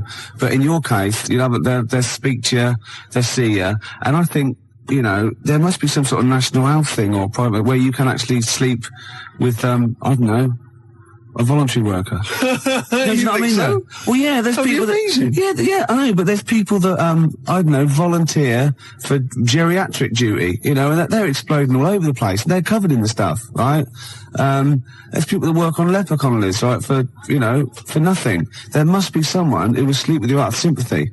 You don't want that. Of course you don't. You don't want that, do you? Well, let's not be hasty, Rick. I mean, these people, especially if they need some sort of free publicity, you know, get a bit of, you know, sort of press and media attention. Yeah. I ought to sort of help to publicise their campaign, really. There's probably an organisation that go, you know, they go off to like, strange climes and go on to like leper islands and that, and they work with them. Or they can sleep with you. Now, that's got to do the lepers some good, doesn't it? Yeah. You know what I mean? Wouldn't that be terrible if that was the option, right? And suddenly volunteers to leper colonies doubled. Was like going to Torremolinos. Yeah. Let me on the bus. Sorry, there's no room on the bus, but you're at the back there. Yeah. Going, well, then here we go. Here I am then. Yeah. But I signed up for the lepers. Yeah. Licking their wounds. Well, sorry, but Geriatric duty. yeah, We're not scraping big fans. it out. Oh dear. Oh, you know, I heard a song in the week, right? I've heard it before. It's by Ween, and it goes, "Push your little daisies and make them come up." And I don't know what it's called. 0171 580 2000. I don't know where to look. Push the little daisies and make them come up. It's like that. It is. It's rubbish. I've been going around singing There's that. no song with that lyric. It's like that. It goes, "Push the little daisies Shut up! and make them Shut come up! up." Shut up! Yeah. Shut up! That's what my friends have been saying for the last 4 days. God, you're really irritating me today. Like, people will go and go, "If you'll be mine," but not too annoying. But after about 10 times, you go, "Oh, can you sing something else?" But when you've heard, "Push your little daisies and make them come Shut up up," now. it can get really annoying. Yes, it really can. can't it? Shut up. Okay, Wanna Die is you and me song. Push your little Shut up. daisies. I wasn't exaggerating, was I? Well, it's a good tune, then. Yeah, let's leave it.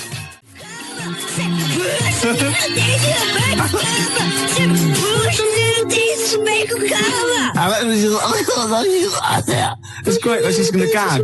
I love that one. It's great, actually. Maybe we should play it again. Well, maybe later on. I'm not that mad about it. Actually, I like that. She's not quite as irritating as me. No, generally. Who is?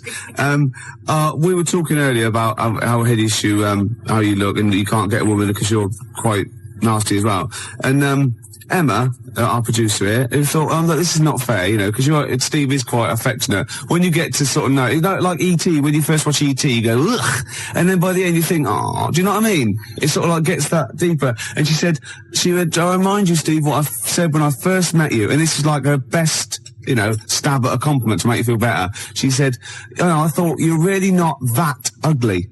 So the assumption is I am ugly, Yeah. just not as bad as it's made out. And that's like, you know what I mean? Yeah. And she's like, no, don't be silly. You're really good. You're really not that ugly. Yeah. It was a good effort though, wasn't it? Yeah. You know, that was nice, Emma. That was really nice. It was a good effort, but it was shallow and futile. It doesn't mean anything. Look at his little face. Oh, Look at that fax over there. Check that fax out, right? Too Ricky, Steve's skin problem closed up was actually What they've silicon got, carbide particles. Someone sent in a fax, right, and they've got these sort of hideous kind of mutated cells, or whatever, and they've put on the fax, to Rick, Steve's skin problem closed up. You've never said I've got a skin problem. No, I haven't. You haven't got a skin problem. They're just assuming. No, it's almost translucent. His skin. It's very pale. It's like, you know, those newborn fish when you can see all the hearts, can't you? All the hearts. Well, in many fish, they've got one each. Lots of fish, lots of hearts. Gervais, shut up. You're irritating me now, and you're abusive, and you're just winding me up. Oh. No, I'm a little bit offended by it. I know. You should be. But what about this charity thing? There must be one. 0171 580 2000. Oh, that would be fantastic. That'd be great. And it'd be like £1 fix. You'd write on the little form. Yeah, yeah. And you could get friends and relatives to sponsor you. Would that be per stroke or per shag? I think it's for the whole thing, the whole event. Yeah. It'll be a big event. You know those guys, I think it was a hoax, but they were going to televise the first moment they lost their virginity. So they were going to broadcast it down the internet. Right? And they were going to have sex on the internet live, and everyone was going to applaud and watch and pay for it. Maybe I could organise that as well, make a bit of money out of it. Yeah, but think of the technology by then, though. Incredible. They would just be able to think it, won't they, and like see you losing your virginity. And they all have big swollen heads. You might be good looking in like the year 2090. You never know, because it's all well, isn't it? You know, in Bristol, you're a good looking fella, aren't you, in Bristol? I'm a good looking guy. Oh, this is Bell and Sebastian, the boy with the Arab strap. This is for Jim Hobbs. Who said, who said, can we hear more about Jesuk? And I better tell people now, we've had a lot of factors about Jesuk. Jesuk is spelled J-E-Z-O-C. I made it up. That's how it's spelled. Okay? All right, Gervais. You'll tell us a bit more about Jesuk, will you? Oh, yeah. I've got a whole new storyline. Before you carry on, 0171 580 2000. I've got some sponsorship forms already printed up. So just give me a call. I can post one to you. I will sleep with Steve, or I will go and work on a leper Connolly, Billy. Yeah. Oh, shut up! Play a record. Scottish bloke with a beard with his legs falling off. You drunken sot. Gets quieter and quieter, doesn't it? A couple of phone calls. Rob phoned and said, slap Steve for saying 0181 instead of 0171. See, it's the single most important thing. The number is 0171 580 2000. That's why you don't hear me mucking that up. Yes. Do you know what I mean? I apologise. Pump Ricky with more wine and challenge him to quack over the Out of Nowhere League. So what? I don't know. I've start that sentence again. What? That was a sentence? No, shut up. I had something to say then. You are drunk. Oh, yeah. I can smell it on your breath. Shut up! I can smell it on your breath, for God's sake. Don't wind me up, man. Yeah, I've got this new storyline for Jezuk. I want help with it. What it is, right? I think it starts off with this villain, right? Jezuk brings him in, right? And he's murdered maybe a little kid, or or someone's husband. The woman's there and she's terrible. Well, you would be. Yeah. Right? Jezuk's in there and he goes, don't worry. He's gonna, by the time he gets out, Steve will have a girlfriend, right? She goes, oh, right, it won't bring my boy back, will it? No, but you can have one of mine. I've got loads or something, right? Anyway, he goes to the court, right? And he's only tampered with the jury and he's a nasty piece of work. Oh, not the murderer. Yeah. He walks free and he sort of like winks at Jezuk on the way out. Do you think Jezuk's gonna let it lie? Jezuk's not gonna let that villain, what, has he got a piece of evidence? Well, no, he goes after him, shoots him anyway. Because, it's just redundant. It turns out the bloke didn't actually do it. But, as Jezuk says, better, kill innocent people than let one, guilty person go free. That's Jezuk's philosophy. Yeah. And shoot first, ask questions later. You don't want to be stitched up. He's got a reputation. And then he gets off with a woman, and they have another kid, and it's all right. Yeah, I'll stop you there. Why? Jezuk just killed an innocent man. He's your superhero. He's your heroic, hardboiled cop. He just killed an innocent man. I'm a little bit disappointed. Oh, so he's got to be perfect, has he? Well, I'm just a little bit disappointed. Well, no, he can't be perfect. He's got things to do. We know he's got problems. He drinks too much. He kills innocent people. You go out there every day. See how you survive. Yeah. Do you know what I mean? Yeah. Yeah. We got Mama Said Knock You Out lined up. It's one of our joint little favourites. We like this one and we like some other songs, don't we? Yeah. 'Cause we're like mates. I got a little plot. Yeah. Right? It's Jezuk, right? And he retires. He just gets out of the whole thing. All right, that's for the final one. We've pulled a discreet veil over the whole Jezuk debacle. Right. All right, is that okay? Yeah. Rick, forget Jezuk. Right. Because I've got my own show. I'll be telling you about. Have you really? Yeah, it's fantastic. Am I in it? No, not really. Something to do with... Right, okay. It's a genuine one I've come up with. You know this song, right? Mama Said Knock You Out. I like to, shadow box that. I've been working out today on the big bag, did a bit of boxing, because I'm in training. I challenged Canfield to a fight when I was pissed. Thursday night, he was swaying. I challenged him to fight. I offered him £1,000 prize money. That was the purse. Whether he won or lost, he still said no. Well, he's a wuss. He's about 14 or something. Yeah, but he's about 6 foot. Yeah. Maybe he was scared of killing me. Yeah. Jezuk is not scared of that. Jezuk's gone. He's out of it. Okay. There might be a comeback special one day, but thank God he's Let's gone. work on it. Well, that's my challenge to Canfield. You know what I mean? Said knock you out. Yeah, I'm putting it out. I'm putting it out over the airs. Yeah, you're keeping it real. Death Row, Puffy and all that, and Tupac, that's like me and Canfield. Oh, that's a fantastic idea. I'm saying, come and get it, Canfield. I'm saying, I'm here, you know what I mean? That East Coast, West Coast rivalry we can recreate amongst DJs. Yeah. Steve Lamacq, outside now, have you seen him? He's a weedy little dweeb. Yeah? Oh, fantastic. You can't actually say that, because, he's a nice guy, and... maybe so. Yeah, so you're going to fight Lamacq, I'm going to fight Canfield. That'd be brilliant. Let's keep it within XFM. Crowley. Yeah. Remember he had a fight once at school, and his defence, lucky he had a hymn book on him, and he hit the bloke in the nose with the hymn book. So you don't mess with Crowley, because he's probably carrying, Bibles, hymn books. He's loaded, he's got some kind of religious paraphernalia with old parchment papers. Yeah, crucifixes. Paper cuts are the worst. Oh, nasty. Oh, imagine that, a little bit of papyrus across the eyelid. Oh, you don't want to mess with Crowley. No, I'm saying Canfield, come and get it, you know what I mean? He hangs out with his Deftones and all that lot, right? Yeah. You know what I mean? Should we just ask out? Who should we threaten out? Who else can we threaten out? Well, let's not go too mad. Well, what about Henry Rollins? Wow, I made a mistake. I don't. I made an error there. There are a lot of people I could have chosen. Jarvis, for instance. I've gone straight to... A lot of people come before Henry Rollins, don't they? I was a fool. Some British heavyweight boxers, for example. Yeah. I'd rather fight than Henry Rollins. Before we carry on, because I'm going to tell you about my TV idea in a minute, Rick, because this is an idea I've been working on, and it's serious. It's like, Jezuk's got a certain strength, a certain quality, and I think you'll like this as well. But before we do that, I've been sent a picture a picture's been faxed through. Oh, excellent. And it's a little challenge, as ever. Right. It's make Ricky laugh. If you laugh at the picture I've got here, Rick, then Martin in Crouch End, he wins. Well, I thought we could give him... I like it already, Martin in Crouch End. I thought maybe we could give him the Baby Bird album. Why? Why do you mean it's mine? You haven't got one, so you go on then, yeah. Well, I'll give that to him. But anyway, here's a picture. See what you think.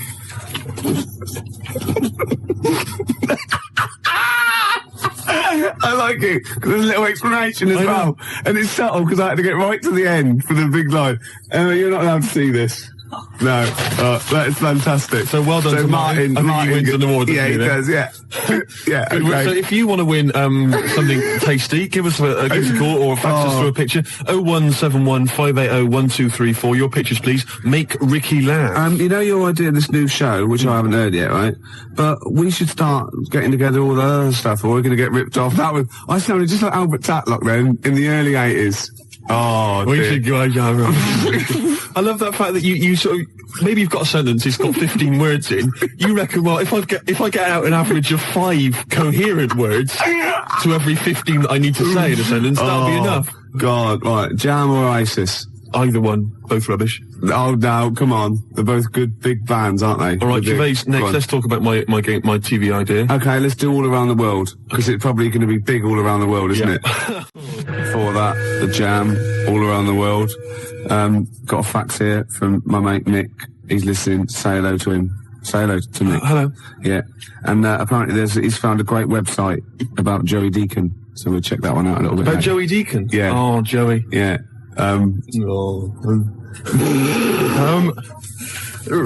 We've had loads of ideas, haven't we, in the past? Yeah. And actually, I was wondering whether we should put out the phone number 0171 580 2000.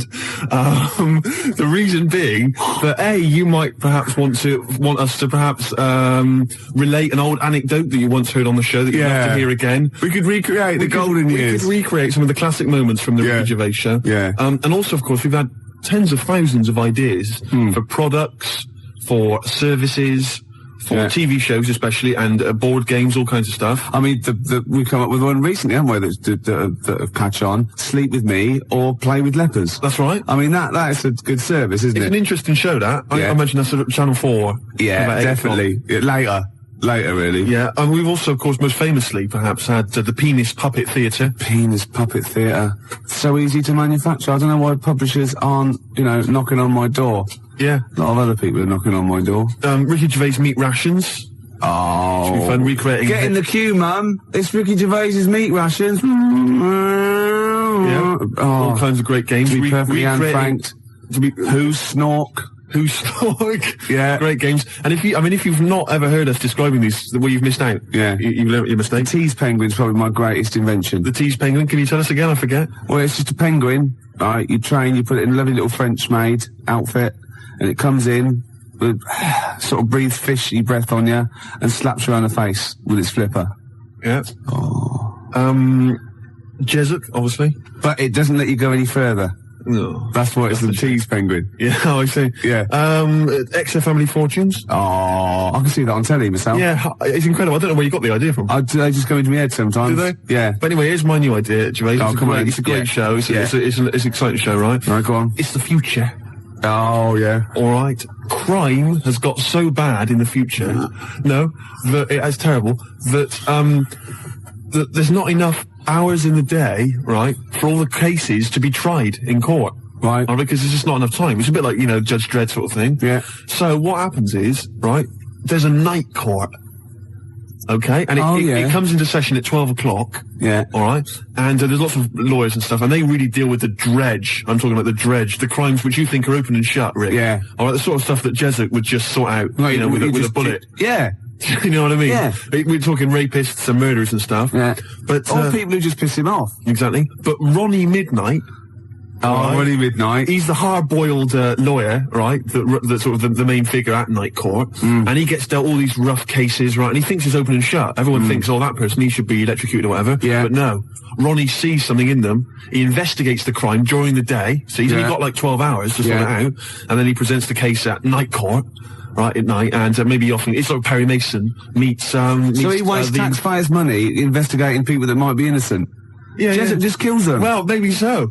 Yeah. That's why Ronnie Midnight's much more loved. But it's great. It would be great. And it would start off with like dung dung dung. All rise, you for night court. Yeah, be fantastic. I like that. Maybe sort of set in the future. Am I in that? Well, not really. But and you know, who knows? Jessup maybe could get. You know, he could make a guest appearance.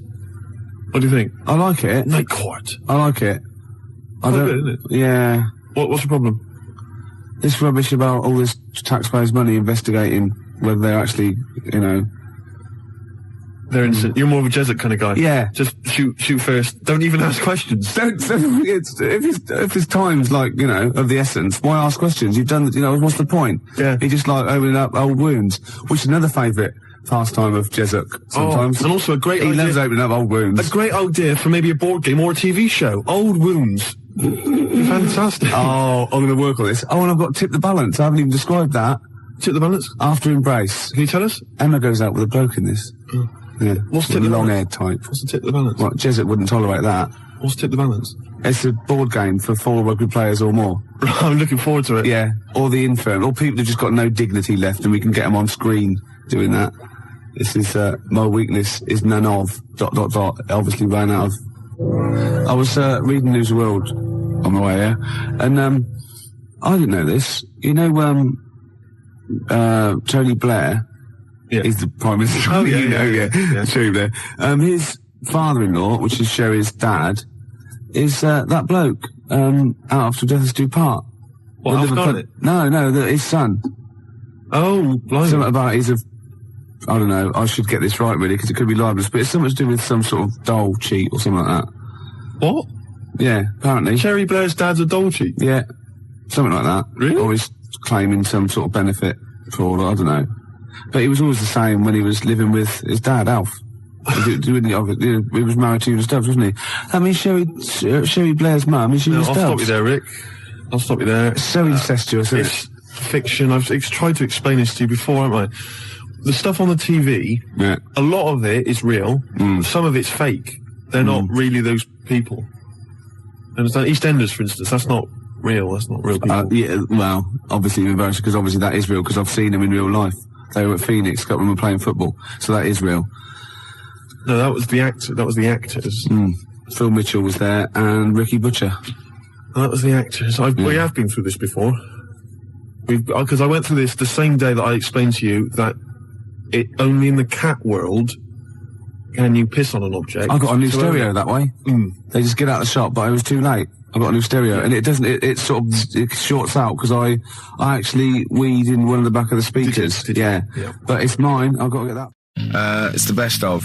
You've been voting in all week, sending your emails. So here's the clips that you wanted. All right, so here's the first bit. Oh, chimpanzee that monkey news. Right, there's this monkey, right? Oh, yeah. I think his name was number 6 or number 7 or something, right? In this lab, right? Yeah. And anyway, it's in there with like the rabbits and little mice and stuff like that. And the rabbit smoking. The nurse, right? The nurse, not the nurse, the woman who works in the lab. What would you call her? A nurse? Depends. What depends what her job was. If she was a lab assistant, you call her a lab assistant. All right. I mean, they probably call her by her name. All right, lab assistant, right? Kirsty.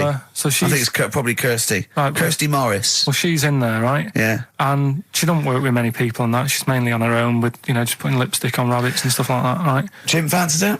So, Chimp fancy her. He's putting on lipstick, chimp fancies her because she's got hairy legs. He gets pally, right, with this woman. Yeah. Because, it gets to a point when she sees him every day. It's the way he sort of tries to string out like it's a narrative love story. Did the chimp put its hand out and grabbed her, and then you thinking that he made a move on her? So right, come on, he's allowed out. He's allowed out. It's not a story, is it? He's allowed out the cage and what have you every day. So he's wandering about, and as time goes on, he's watching what she's doing more and more. Yeah. Right. So he notices like the code on the door. Right. Right. Whatever, 247 or whatever. Yeah. He goes, right, I've clocked that. I've got that. I'll remember that, right? Yeah. And then he goes, right, there's a lot of lipstick and that knocking about, a lot of makeup. Right, okay. No, there's no way. Finish. No. Because, Steve, you know what's going to happen. I know what's going to happen. So he's there. It's ridiculous. And he's going, well, if it's there, you know what I mean? So while she's messing about with the rabbit, he gets there, he's in front of the mirror, putting a little bit of lippy on. Right? You are no! I can't! It's gone too far! No, it's gone too far, Steve. Right, your mic's off, Rick. He's finishing the story. So, turn mine off as well. It's gone too far. Turn him off. Just let him finish. Right, so the thing is, right, it's this monkey wandering about. It's got lipstick, it's got mascara on, it's looking pretty good. I didn't mention the mascara! It's looking all right, right? So it knows the code on the door, 247, right? So when she's sort of messing about with the rabbit, right, he goes, right, here's my chance. He's looking good, 247, out the door, through the reception man's there. He's like, all right, Kirsty, right? Don't talk shit! I Feel Free from Cream, that's pretty much the last track, isn't it, guys? I imagine on XFM 104.9. Well, I mean, yeah, I've got nothing to say after that ridiculous story. I mean, that's worse than the bank robbery to me. Yeah. That he clocks out, and the bloke on the desk. All right, Kirsty. Oh, you're 2 foot shorter and hairy. She wasn't a looker anyway. So. She wasn't a looker anyway. Brilliant. Right, you ready then? So, just in case you haven't heard it before, I'll give you some initials of a band or an artist. We're not doing Rockbusters now, are we? Yeah, I thought, well, we've just... Oh, no, we keep that going. Then we got... I love educating Ricky. That's my favourite thing now. Well, what do you want to do, Steve? I mean, let's do the clues. It's just like he's sort of bigged up the prize. And so this is only by email. Give the email address out now for people to write it down now, Karl. Right, it's ricky.gervais@xfm.co.uk. ricky.gervais@xfm.co.uk. Only entries on email. Yeah. You're going to get 3 clues. You've got to get them all right. And you win all the You win all those prizes you said. Okay, Karl, go on then. Right, and just a quick example. One of the first ones we did, it was like AK, and the clue was exploding pet, and it was atomic kitten, right? Yeah. So you understand how it works now. These are your clues. The first one, that army has got some well nice trenches. That army has got some well nice trenches. Excellent. Yeah. And the initials there are DW. Do you write some of the questions for 15 to 1? Go on. So that army has got some similar phrasing. Trenches. Okay. Okay. The second one. What were the initials there, Karl, on that person? DW. DW. Yeah. Right. The second one. The top of them curtains are all wrecked. All the materials all worn. He acts it out though. We've got to get him on telly. We have got to get him on telly because his little face and his gestures. That's the second one. The initials being HV. Okay. The top of those curtains are wrecked. All the materials all worn out. Right. HV. And the final one, here's the final clue. I was in Texas the other week, right? I tripped and landed on my knees in a puddle. What's the initials? WH for that one. So I was in Texas, I tripped up, landed on my knees in a puddle. So that's WH. Incredible. You've got it! Is it great? It's fantastic! It's decimal, Okay, time me during the record. Do you remember you're playing for these compilation albums? We got the Fatboy Slim DVD, Linda Green on VHS, and of course Executive Decision starring Kurt Russell as well. Oh God! So, Steve, do you want to pick a winner? I've got a winner when you give us the answers. Okay, so the first clue was that army has got some well nice trenches. Yeah. That was DW. Who's that? Dandy Warhols. That's brilliant. That's brilliant. All right. It's good, yeah. The second one. The top of them curtains are wrecked. All the material is worn. Yeah. HV. That's Holly Valance. Oh, he got a phone call for a woman saying I haven't heard it, and he was talking to her off air, and she went, what is it? So-and-so them curtains. She went, oh right. He said, you know the thing around the top of the curtain is a palmet, not a valance, and he went, cut her off. Yeah, but my auntie's always making balances on everything. I'll tell you about that next week, right? I'm looking forward to that. Right. Is this the one that farted for 5 minutes? Yeah, the very same. Yeah. Right? So we'll talk about that. I was in Texas, I tripped up, I landed on my knees in a puddle, WH, Yeah. Wet Knee Houston, right? Wet Knee Houston. Yeah. So, You're a maniac. So, who's a winner? We've got Pete, Catherine and Laura in Newcastle upon Tyne. They're listening online, I assume, and they're on going Sky to Digital. those great places. And remember, they got loads of stuff. They got the DVD here, they got Linda Green, they got Stone Roses, they got another compilation, and Executive Decision. No, like, again, I spoke to you in the week, and I had much better things, like when I tell you about Brian Blessed climbing Everest, and for some reason it made him, it played havoc with his belly, and he followed through and he had to clean up. Shut himself. Yeah, using using ice and snow. Why are you telling me that Brian Blessed? In what way is telling me that Brian Blessed shit himself once in any way educational? Because I was saying how he was climbing Everest, right? Right. I give it to him. He's an actor and that, but he gave that a go. Yeah. Right. He played. What's the point of that? You'd say, wouldn't you? You'd say, God, he's you know. So he's all right. Me doing a boxing match for no reason is rubbish, but him climbing Everest and shitting himself, yeah, he did that. Is commendable. Right, and he's only going to go and do it again. He's going to climb it again. Yeah, but he might not shit himself this time. Yeah, what's the point in going? Nothing's changed up there.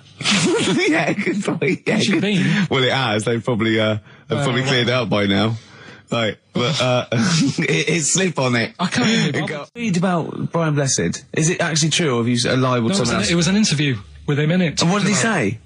Oh, come on, what did he say? He said I climbed Everest and I played off it with me belly. Let's talk about it next week. We've really run out now. Oh, you're a fool. I mean, it's mad. I was thinking about it the other day, right? I used to think I had quite a normal upbringing. You didn't. Right, and someone was talking about Your mother once told you not to go to school because it was windy, Karl. It was not a normal upbringing. The cat was being sick, so she shaved it, so it was easier to clean. Right, well, my mum and dad went on holiday, right, and I stayed at the Rosses down the road. Oh, yeah. Only a kid, must have been about 5 or something, right? And I was always running around in the house. I had a lot of energy as a kid.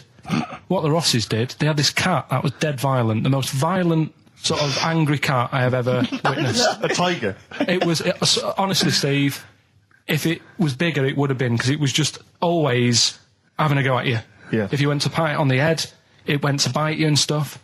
And what they used to do with it, to stop me running around, I'd sort of be running around, and then I'd get a bit tired, and they'd say, have a lie down on the settee. So I'd lie down on the settee and I'd nod off. And what they used to do, I'd wake up, and I'd put the cat on my belly. Right? So I'd be scared to move because it's like it's going to get me.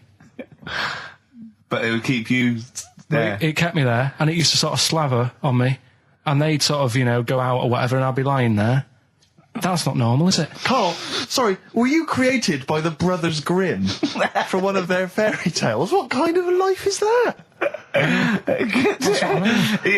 A cat paperweight to keep Karl in place. He keeps blowing around. It's windy. We'll have to weigh him down. Be careful. Your mum probably told him that it's a windy day. You got to get something heavy on him. Otherwise, he just gets blown into the road. God bless him. Well, Karl, what are your thoughts? Why have you stuck it out here? Nothing better coming in, I thought. Well, I'll tell you why, because you're always on holiday. You don't do a lot. You get paid, well, doesn't he, really? He's a moany. He doesn't try and get on at all. He doesn't deal with people. He moans about everything. And, so he's... I'm alright. I've got my own little room and that. Yeah. Like a cage. It is like a cage, isn't it? And he can shut the door. If people walk past, he goes, shut the door. He doesn't want them looking in. He's like a miserable old chimp. We noticed today how much he is simian, isn't he? He's very strange, actually. We maybe should try and get a picture on the website, because Karl's arms are particularly chimp-like. It's very, very strange. Because he's got that he's got long downy hair. It's and not the like long extended knuckles. Yeah, and his totally round face that sort of the chin goes back and the dome of his cranium. I think, quite seriously, I know we sort of share about 98.5% of our genetic material with bonobos and chimpanzees, but I think he's got a little bit more. Yeah. I honestly think he's a little bit of a throwback. Just his line, they just kept to this sort of really the ugliest one in the cave and the tree, and he really didn't come out of it. I'm not saying you are, I don't think you are. Yeah, you're chimp-like. No, it does annoy me. My hair annoys me on my body and that. Because I've got like hair on me little toes and that. Have you? And on the legs. Would you see your little toes? Can you pick things up with them? No, it's tried. Okay. Well, that's the finale of this week's show. We're going to see if he can play a record and put the fader up from a tyre while swinging a tyre, just using his hairy toes. Yeah, I've sort of got hair all the way, but then it just runs out where it should be on the top of your head. Yeah. Is this part of the reason why you're always uncomfortable about being nude or around naked people? Is that partly the reason, do you think, because you look so grotesque? Well, when I'm on holiday, I don't really like wandering about without a top on unless, like, it's a quiet beach or whatever. Sure. So what would you normally wear? I just have like a nice sort of light, summery, sort of linen shirt, maybe, just a few top buttons open. Yeah. But I don't like... The naked body isn't that nice anyway, is it? You know what I mean? Whatever it is, if you're a cat and you're shaved, you don't look that nice. You know what I mean? But with I think you'll find a cat is naked even with its fur on. Cats don't wear clothes. No, but what I mean is, a bald cat isn't that good. You know, it does me head in that I'm bald. I'm not, I wish if I could have hair, it would be nice, but that's life. Would you prefer animals to wear clothes like Mickey Mouse does? Or Goofy? You know that I don't like nudist and all that. We've done it. But don't you think sometimes you could sort of like maybe fancify it a little bit? Like if there was such a thing as an ape salon, and there isn't, Karl. There isn't, right? Would you give a orangutan a trim, maybe sort of his hair? Because some of those look like they're going bald, but they've got a comb over, they don't should they? just have a shave. When it's like that. That's what I did. Just take it back. And the underarms as well. Yeah, they've really got a lot of underarm hair. Even the women ones. Really? Yeah. That's disgusting. I know. I don't know. I don't even know why they breed. I don't know how they laid some of those horrible old hairy ginger orangutans. Yeah, they are particularly grim, some of those. I know, yeah. The big ones. I know. Ginger ones. Yeah. You can't be happy, can they? What is that? Where did that happen, the ginger thing? Why do people give them, like, a hard time and that? Well, you just gave them a hard time then, so why did you do it? You were just buying in, were you, to people do sort of give... I don't understand why, but ginger people get quite a bit of stick, and I've never understood it. No, it's just, I don't know why. They do, though, don't they? I don't know, it might be historical, it might have been because... I'm sure they don't everywhere in the world. I'm sure it's probably... Oh, they are. They're always... I've said to you about even, like, ginger cats are always fat, because they're sort of sick of it, probably. Play a record! Wait. Ginger cats, what do you mean? When you see a ginger cat... They've been eating, like, because they're upset, they're fed up and they've been bullied. You never see, like, a thin, happy ginger cat running about. It's always overweight and looking a bit fed up. It's just a good point, isn't it? I wouldn't say it's a good point, Karl. It's a point. So last week, the Chinese don't age well. Now, anything ginger, including cats, are sick of it. No, but I'm just saying... Are you ginger? Would you like to take issue with any of Karl's points? 83 XFM is the text. You can text us. Maybe you've seen a thin ginger cat. I'm not having a go, though. That's what I'm saying. I'm just saying it's weird how people give them a hard time. And it's if I could have hair, I'd go for ginger hair rather than being bald. Really? No. That was Radiohead, and they're there. We're not here, all right? Pre-recorded. Coming up is one of Karl's little things. Enjoy it. I've got that feature Educating Ricky, which is a bit of a play on words as well. Right? Do you know the film, Steve? Educating Rita? Yeah. I see what you've done.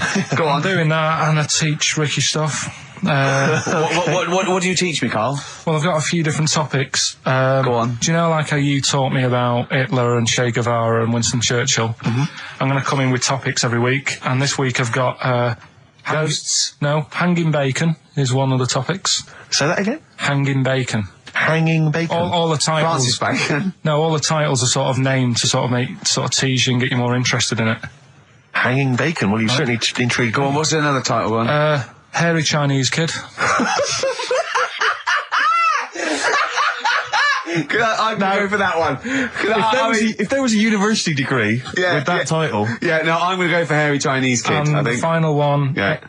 Alien gives man a beard. Right. Alien gives man a beard. I am going to burst. Right, listen, Karl, you've got to tell me. Right, first, let's do it in reverse. No, we're not going to do it now anyway. What do you mean? We've got to do it now. This is the first interesting thing you've said in an hour. Okay, the listeners have just been subjected to rubbish and mistakes and everything for the last 6 months. Please, we've got to do Alien gives man a beard. What is that? Tell us that. Right. Sorry, this is just you telling me something, is it? This feature is you telling me something. I'm teaching you something. Educating Ricky. Huh? So are we playing it now? We're already into this feature. Well into this feature, are we? Yeah, I suppose we are, yeah. Should there not be a jingle or something? Yeah, can we have a jingle? There's no point, because look, I come up with ideas and you dismiss them straight away, so I'm not wasting my time making stuff. Right. If you don't like well, okay, it. let's play Educating Ricky. Right. Brilliant. Go. Right. So... Ding-a-ling-a-ling-a-ling-a-ling. Educating Ricky. Right, what are we going for then? Hanging the bacon, airy Chinese kid, alien gives man a beard. I think alien gives man a beard. I'd like to do that. Right, there's this fella, I think it happened in America, and he saw a bright light in the sky. And Karl, if you're bored. and he stood there. This is a true story, is it? Yeah. He stood there. Yes, of course it isn't, Steve. And he saw this bright light and it came closer and closer and it was a UFO, right? Yep. And he looked at it and it disappeared, right? And he gets back in his car. He looks in the mirror. And he looks in the mirror. Yep. He's only got a beard. He has. You sure it wasn't someone else who got in the car and he was still standing out there? No, right? What? And it turned out Yeah. he got home and said to his wife or his girlfriend, it's a bit weird. So I just got out of the car to look at a bright light, and I got back in the car, I grew a beard, and she said, never mind your beard, where have you been for 3 days? And what had happened is...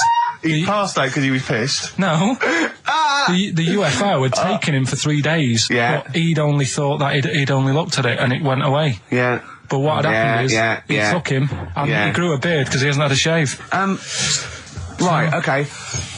I mean, was Will Smith or Tommy Lee Jones anything to do with this at all? Did you see this on a video maybe and thought it was an educational film? No, it's from a book that some kind person sent in to me. Here. Can I just ask again, just again, I'm just throwing this right back at you. Do you think there's any other possible answer here? Right? A man is absent for 3 days from home. He's the grown a length beard. of time that it could take to grow a beard, lest we forget. What if he hadn't actually seen a bright light in the sky? What if he was lying? What if he was lying? He'd got knocked unconscious, he'd had a car crash. Just lying. No, just lying. Or he was just lying. Yeah, he'd been on a bender, getting pissed for 3 days and that with was his his mates. excuse to his wife. And they went, Dennis, what are you going to tell your wife? Well, wait a minute. Wait a minute. You're not going to believe I was out with you, lads. Just say you're only away for a minute. No, I wasn't away from it because of the beard. Oh yeah, look, it looks like you've been out for 3 days. Well, we have. That's Exactly. right. Okay, we've got to cover that then. Alien abduction. Great one.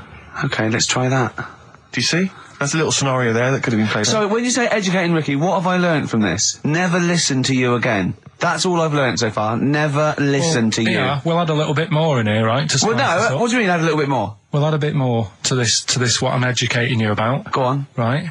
There's only a law in America that says if you touch a UFO, you're going to get done. Now, why would they make a rule? I don't know that. Do you know, like all their rules have a code? Karl, I genuinely do not know what you're talking about. Right. Do you know, like how here they might have? Do you know I what? have no idea. Right. Okay. Do you know, like over here? I'm listening to Capital and these headphones. I got Foxy on from yesterday. Right, let's bin that. No way, it's great. No, I want to hear about Airy Chinese Kid. Let's play a tune. And Okay, then come play a back tune. with Come back with Airy Chinese Kid. Definitely. Some doors. Yeah, I Yeah. just thought I'd go back, take it back to the 60s. This is a tune that a friend of mine sent If me. you touch UFO, you get done. Soul Kitchen from the Doors. Shambles today, this. I remember, I think all kids go through a phase of shoplifting. Well. And when I was going through it, I used to just little things, just like magic markers and magazines, Mars bars, that sort of thing. Yeah. And one day, right, that my mate, Anthony, his mum called up my mum and said, I've got to meet up with you. I've got to have a word with you. And she said, what about? She said, I don't want to talk about it over the phone. So she goes, oh, right. Well, yeah, come round tonight then. So anyway, my mum sees me. She doesn't want to be in an awkward position and, like, be a bit embarrassed and what have you. So she sees me and she goes, right, Anthony's mum's coming round. What have you been doing? Yeah. So I go, oh, God. I said, I've been nicking stuff. So she goes, like, what? So, not big stuff. I've had a few calculators and Mars bars and stuff. How many? I'll just work it out. Hold on. Works out at 7.2 per day. So, How many calculators do you need? So it was when that phase. You failed maths, didn't you? Everyone wanted a calculator. It was like a trendy thing, wasn't it? Oh, yeah. In Manchester a couple of years ago, yeah. So anyway, so I told her all this and I confessed to, like, Computers will make it there one day. I confessed to There's magic in the back of battery. Go on. confessed to nicking all this stuff. She comes round. She only wanted to borrow some money. Brilliant. She said, oh, I don't like asking. I was a bit embarrassed to ask you over the phone, but can I borrow 20 quid? Oh, that's fantastic. And there's me. Bloody That's great. And it's similar sort of thing to yours. And did you? And he went, hold on, I'm going to work out the interest on that. I bank 10%. She'll owe you £4.40. Yeah. Oh, so your mum was a loan shark. yeah. And did she mention that you did stuff with that other? Because what I'm saying is, presumably you got your mate in trouble. No. Right, you didn't. That's great. Anyway, should we have some more music? Because we've been waiting for hours. What are you going to play, Carl? We've got the Cooper Temple Clause lined up. Brilliant. And the story, it's all sort of, you know, how he's being pushed about by his wife. That's not literally. By his wife? She's wheeling him about? What do you mean? She's wheeling him about. They go to a party. Everyone sort of looks round and looks at him. What makes you think that he's in a wheelchair? What's the clues? What's the words? There's loads of little things. It's like, like I say, something about his wife walking around with me and all that. Well, of course she is. She's pushing him about. But walking around. If someone said, "Oh, she was walking around with me," I'd think they were both walking around. There's a few. But that's not. There must be another. There must be a reason why you suddenly thought that fella's in a wheelchair. Right. My wife's walking around with me. Put on your makeup, and I feel all right. No, and she's always saying, "Do you feel all right?" And that she's always asking him how he is. Yeah, but she's just listen. Let me play it, right? And try and picture the scene, right? But now I'm only thinking of a little fella in a wheelchair. Well, have a listen to it, and you know, just everything that's been said. Okay. Understand why I'm thinking what I'm thinking. No, never. Right, you ready? Yeah.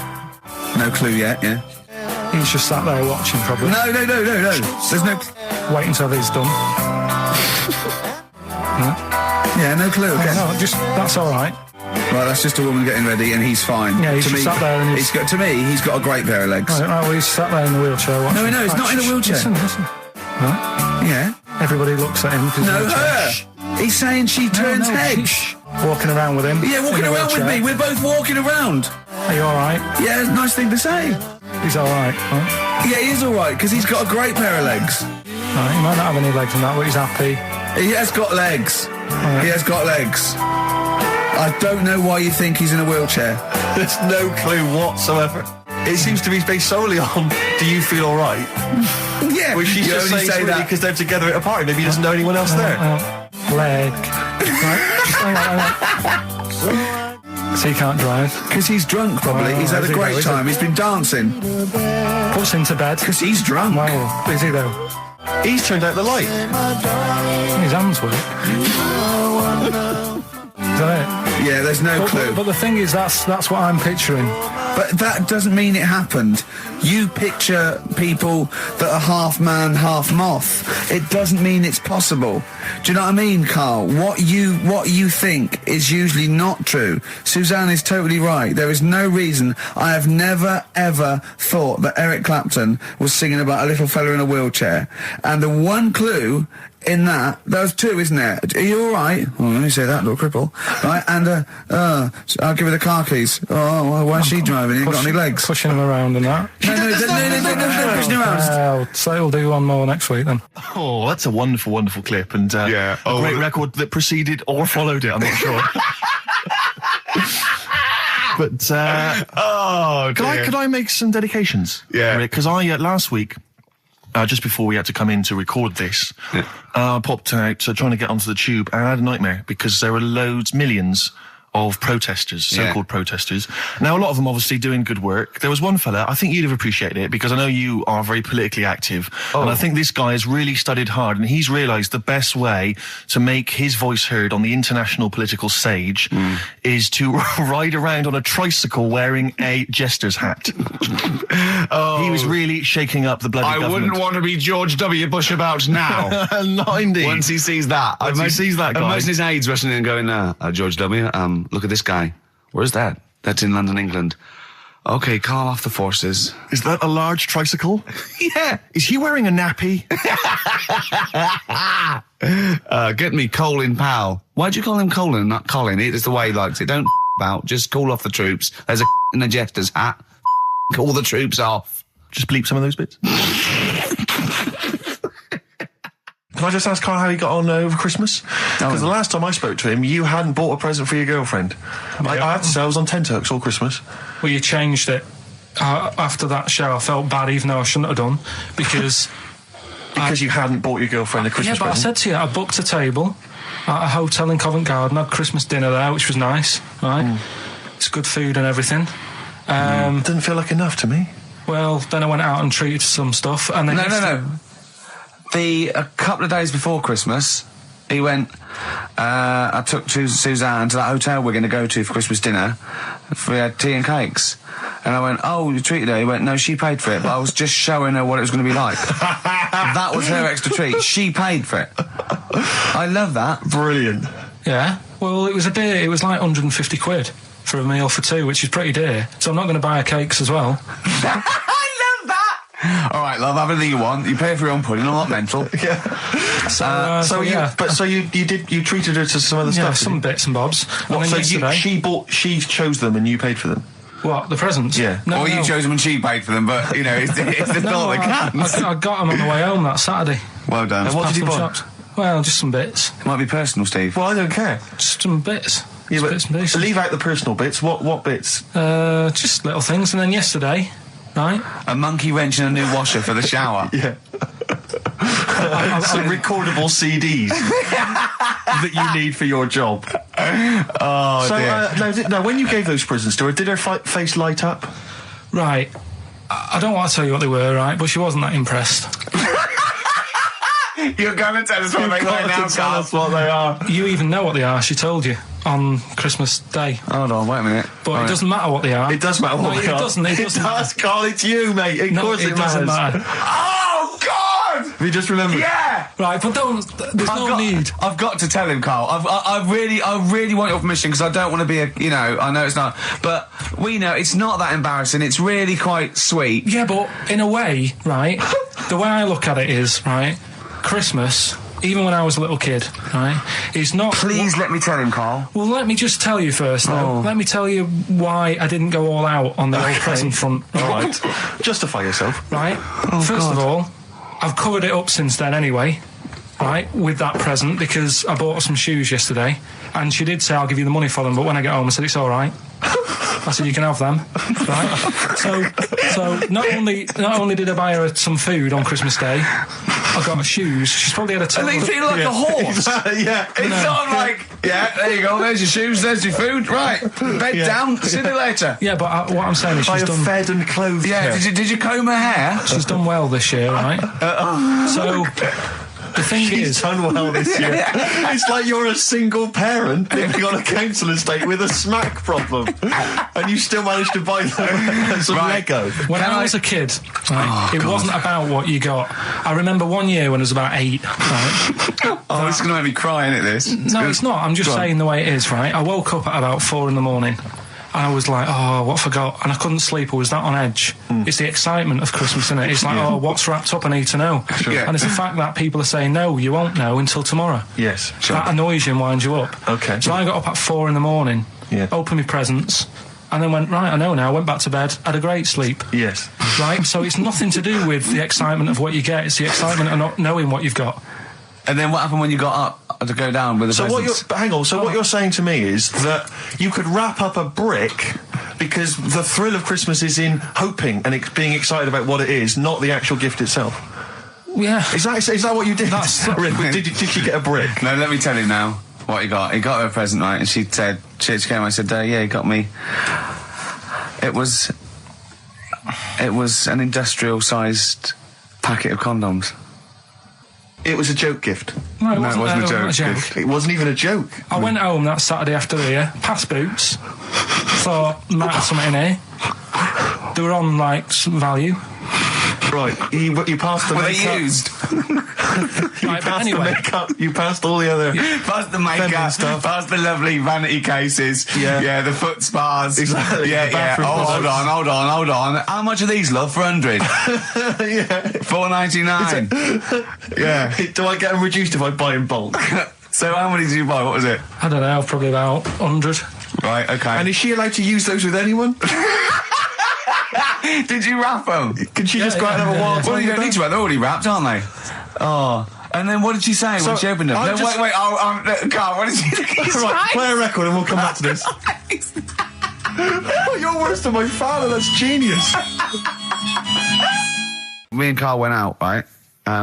with me and Jane, Karl and Johnny and Gigi, wasn't it? Gigi, Is it important who went? No. Okay. But we're walking down the street. Karl was there though, and he can back me up on this. We had a curry. We were walking back, and this little funny homeless fella, didn't he? He. I got to tell you before I go, didn't he? Yes. He came up to me, right, and he recognised it. And he came up to me and he went, oh, he said, I've just nicked 5 of your DVDs from HMV. And he shook my hand. He was so happy with it. And I went, right, excellent. He went, all I do is I just swing the bag over the top. Like that when I'm going out, and he had a bag full of DVDs, didn't he? And he was so pleased to tell me that he'd stolen. That great. He said they're going like hotcakes. Yeah, he said they're going up. Of course they are. Yeah, you're nicking them. I know. We get paid for them, though, don't we? So not the stolen ones, don't we? No. What do you mean? Did you sign them for him? I know you idiot. What? So he just nicked 5. Yeah. Well, yeah. And you say he was homeless, was he? Well, he don't know. Maybe. No. Surely, how would he have seen the show? He just walked past Curry's one Dixon's. morning. Yeah, that's any idea. Seen a trailer for it. I thought, interesting. I don't know if he was homeless. I didn't go into his home life. He shook his hand though, but he made Karl look smart. Do you know what I mean? So, how does he sell them? Where does he sell them? Does he go to people and go, do you want an Office DVD? They're not nicked. Yeah. £4. Yeah, exactly.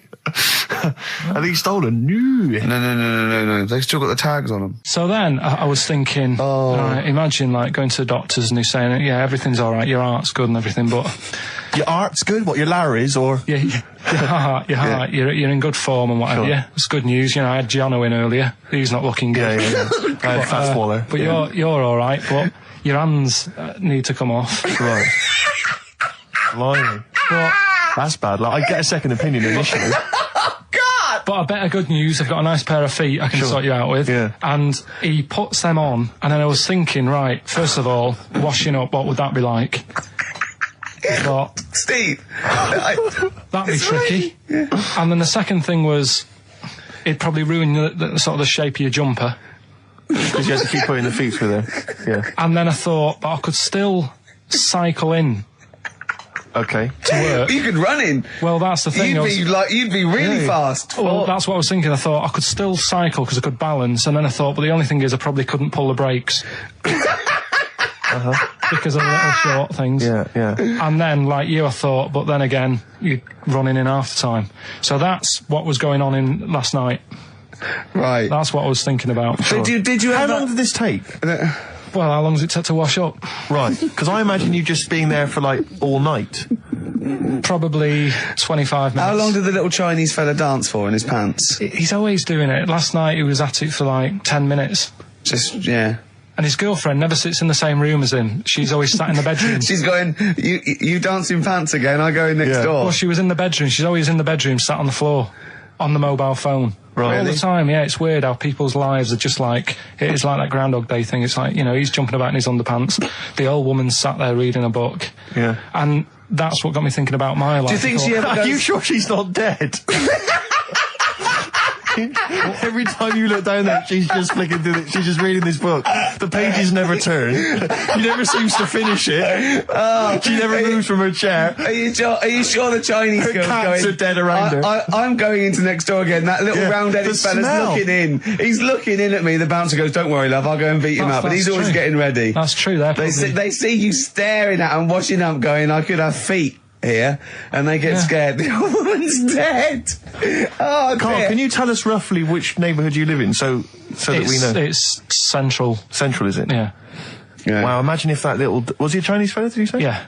Imagine if he was listening now. I'd love him to call in and explain his actions. Well, he might be on some other radio station talking about a lad who's always washing up and looking at his hands in a mysterious way. But do we know this doctor that would go, "Well, all right, Karl, you can either leave them as stumps or I've got a little pair of feet." Why? I mean, I told Jane this, and Jane went, "Is that the only choice? Could say, could I have some dead man's hands? Have you got any? Where do you get the feet from? Where do you get the feet from? Can I have? What would you rather have then? Human feet or monkey paws?"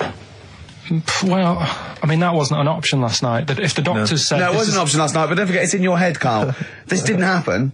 I'm just saying at the time that's all the doctor had to offer. But you know, it's your head. You can go anywhere. No. It wasn't a real doctor to offer. It's in your head. You can go anywhere. You're not trapped. Yeah, but if you can do anything, then you'd say we'll sort us out some other hands. Fair point. Let's play record. We gotta come back to this. 50 Cent in Da Club on XFM 104.9. We're playing our favourite singles of the year, and we're looking back over some of our favourite clips of the year. You know, you've done maths, you think? Yeah. Did no revision for that? No. Okay. English, do you remember what it was? Did they ask you about Shakespeare? Did they ask you about I books? remember, but I must have done it because I thought that was... It was English language, not English literature, wasn't it? So it was like... spelling and all that? So was it like a comprehension? You read a passage and had to ask questions on it? Was it, did you have to write a short essay? I don't know, I can't remember any of that. Okay. I did a science. Okay, physics or chemistry? Physics. Alright, well done. And this is all you think? You actually took that? You actually took physics GCSE, you think? You're obliged to do a language, I think. Did you do French? I did French for a bit. I don't think you are. I don't think you have to do a language. I think you have at GCSE, I think you've got to. Well, English quite good. I think that's his language he did. So you don't know about language? History? Geography? Just what you will find out, won't we? Okay. But you just can't remember. I can't believe you can't remember turning up for these things, because it's quite a big moment in people's lives. It is the thing that you've been working to all of your educational life. On the day that the things came out, I was working at as a printer. Okay. And it was a really busy day. A lot of spelling mistakes. It was a really busy day, so you're bound to forget. Yeah. No, but I had to use gold ink that day. Oh. And it's, I mean, you're not a printer, so you don't know. No, that's the biggie, innit? But it's tough, you've got to really get your rollers clean. Karl, play a record, mate, and good luck with the exam results. Hopefully we'll have them for you by next week. It's time to give Karl... You're actually nervous, aren't you? I'm a little bit nervous. Just to recap, Karl is 30 this year. He never went to get his results of his GCSEs. So myself and Steve took it upon ourselves to phone his school, track them down, and we actually got your results. What did you think you took? Did English. Right. Maths. Yeah. Art. Right. And I think I did physics. Okay. Well, you didn't do any of them. Eh? You didn't do any of them. You didn't register. You registered for one exam and took one exam and got results for one exam. So I don't know what you thought you were turning up to, or you weren't registered, or you didn't... You're familiar with the notion of registering for an exam. You have to kind of officially register in order to be eligible. What do you mean, register? I turned up for a couple. Yeah, you can't just show up. You have to register for them. You have to pay this because it costs the school money, so they have had to have paid for you if they thought you were going to pass. You can't just turn up on the day and ask for some paper at the front. I never got a letter telling me that. Well, that's because you were never at school. But you did somehow register or registered for one exam. You registered for history. It's a topic that you've always been interested in. I was saying to Ricky before, World War II, I loved it. Not the actual event. No, the study of it. all the stuff like, about the Anderson shelters and stuff like that. Yeah. And the bombs and that. And then when I took it, it had nothing to do with that. It was more about the Tudors. So the Second World War didn't come up? You mean there were no questions about the Anderson shelters? Nothing. That's devastating. So what are you expecting the result to be? Is that it? Yeah, it's the only one you took and registered. As far as the school is concerned, or certainly in it's the only one that counts. It's the only result. It's the only one that counts. Yeah, you've got... Did you register for yours? Yeah. Yes. I've got certificates and everything. So what, do you do that before the exam? Do you have to go somewhere and sign something, or...? Yeah, you don't check your results and then decide if you want to register. It's not like Millionaire, when you look at the question and go, I think I'll take the money. Yeah. You go...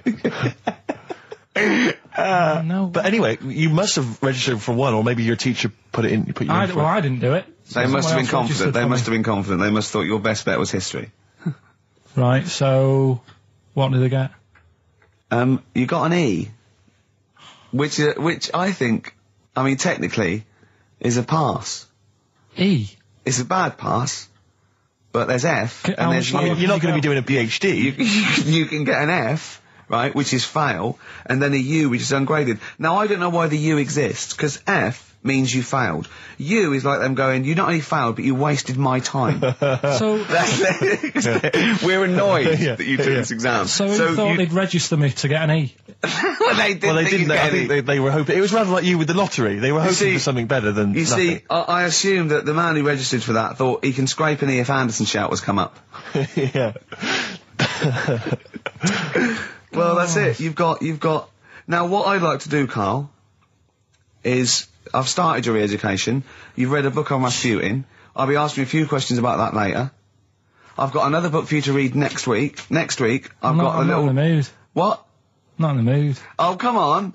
Look, what's that? What does that say? It's that fella. It's the picture of the bloke that he used to use for Citizen Smith.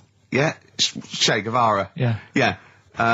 He was quite happy, I think, when he found out that Robert Lindsay was involved. He went, yeah, of course you can. No worries, yeah. What are your feelings, Karl? What do you think? Are you depressed? I'm just a bit annoyed because I'm sure I turned up for more, so it just wasted me time.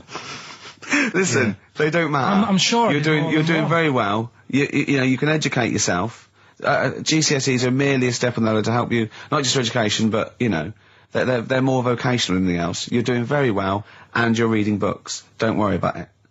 Guess how many balloons it would take, helium balloons, to lift a human up? Go on. 6,000. Should we do it? If you want. Brilliant. Next week, that's got to be a challenge. Can we, is there a sort of balloon company or some sort of, you know, party company that are willing to sponsor us to lift Karl into the air with helium balloons? 10 feet off the ground, where we're tether him down, right?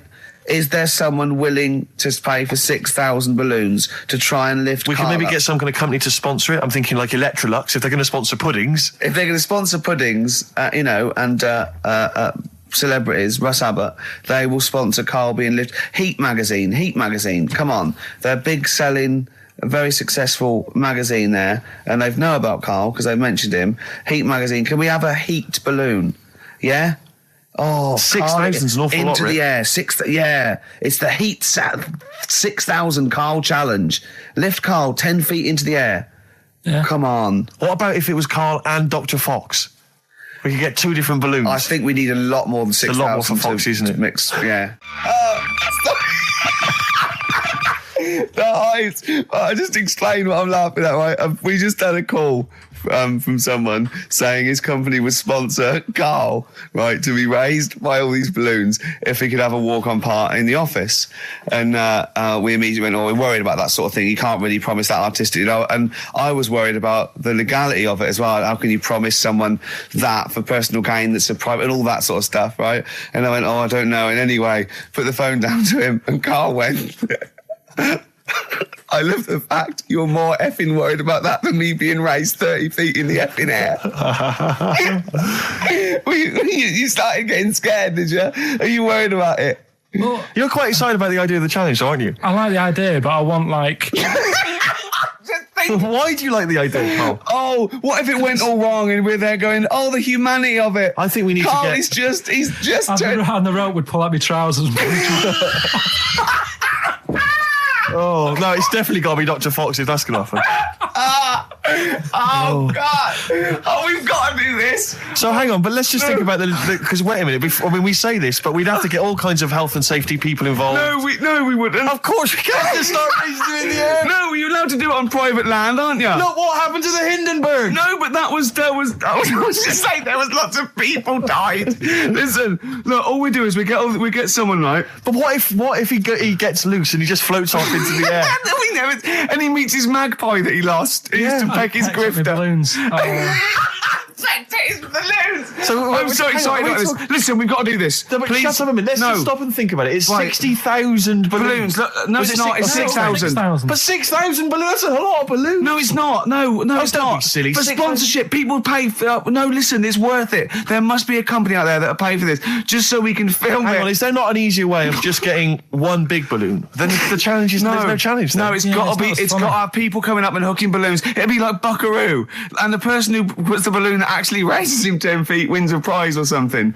So hang on, so what we've got each person with like 500 balloons. Yeah. That's mad. Can you imagine how many balloons that is? That's ludicrous. 6,000. Yeah. That's an awful lot of balloons. I don't know, there must be someone that could do this. Oh, look, people have walked on the moon, for Christ's sake. We can raise Karl Pilkington with some balloons. Yes, but they had a NASA budget. We've got XFM behind us. Yeah, but balloons, balloons are cheap. You can get about a pack of 25 for about 150. Right, fine. No. True. Yeah, the helium though, Karl. You can't just like attach yourself to a pack of balloons. No, but... What, you think we blow them all up? With helium. Right. Oh. Off you go. But then we can do something with the balloons, can't we? Like release them afterwards. Oh, we'll release them back into the wild. Brilliant. As a sign of peace. Fly, my pretties, fly. Listen, be free. I am so excited. I've not been so excited about until I thought that Robin Ince was going to stay in my cupboard for £1,000. Look, we've got to do this. 6,000 balloons. I don't think it's going to happen. That's an awful lot of balloons, and I just don't see how we can tether them all to Karl. He's a small man. No, but because you have them at different lengths, don't you? Yeah, exactly. Karl knows. Can you think about the logistics of this? Oh, someone must know. There must be a company. There's a bloke willing to do it. I know he doesn't know the technology of it. He's willing to sort of stand by. And so a company just has access to helium like that. No, we can do this. Come on, London. And someone's done Londoners. It was on the internet already, so someone obviously has done it. Yeah. So they didn't say, "Oh, we can't get hold of the balloons." No, they probably worked it out, didn't they? Karl, you're more excited about this than anything else. About your education, about your exam results. You're so excited. And we'll have a little rope. We're like flying a little kite, a little Karl. We're like, let's go, Karl. What will you wear? Like a one-piece jumpsuit? Yeah, it'd be lovely. With sponsorship all over it? Oh, it'd be great. You're like Jackie Stewart, and just as you go up your little face, oh my God, I'm not going to sleep until this is done. This is the most exciting thing ever. Only 10 feet.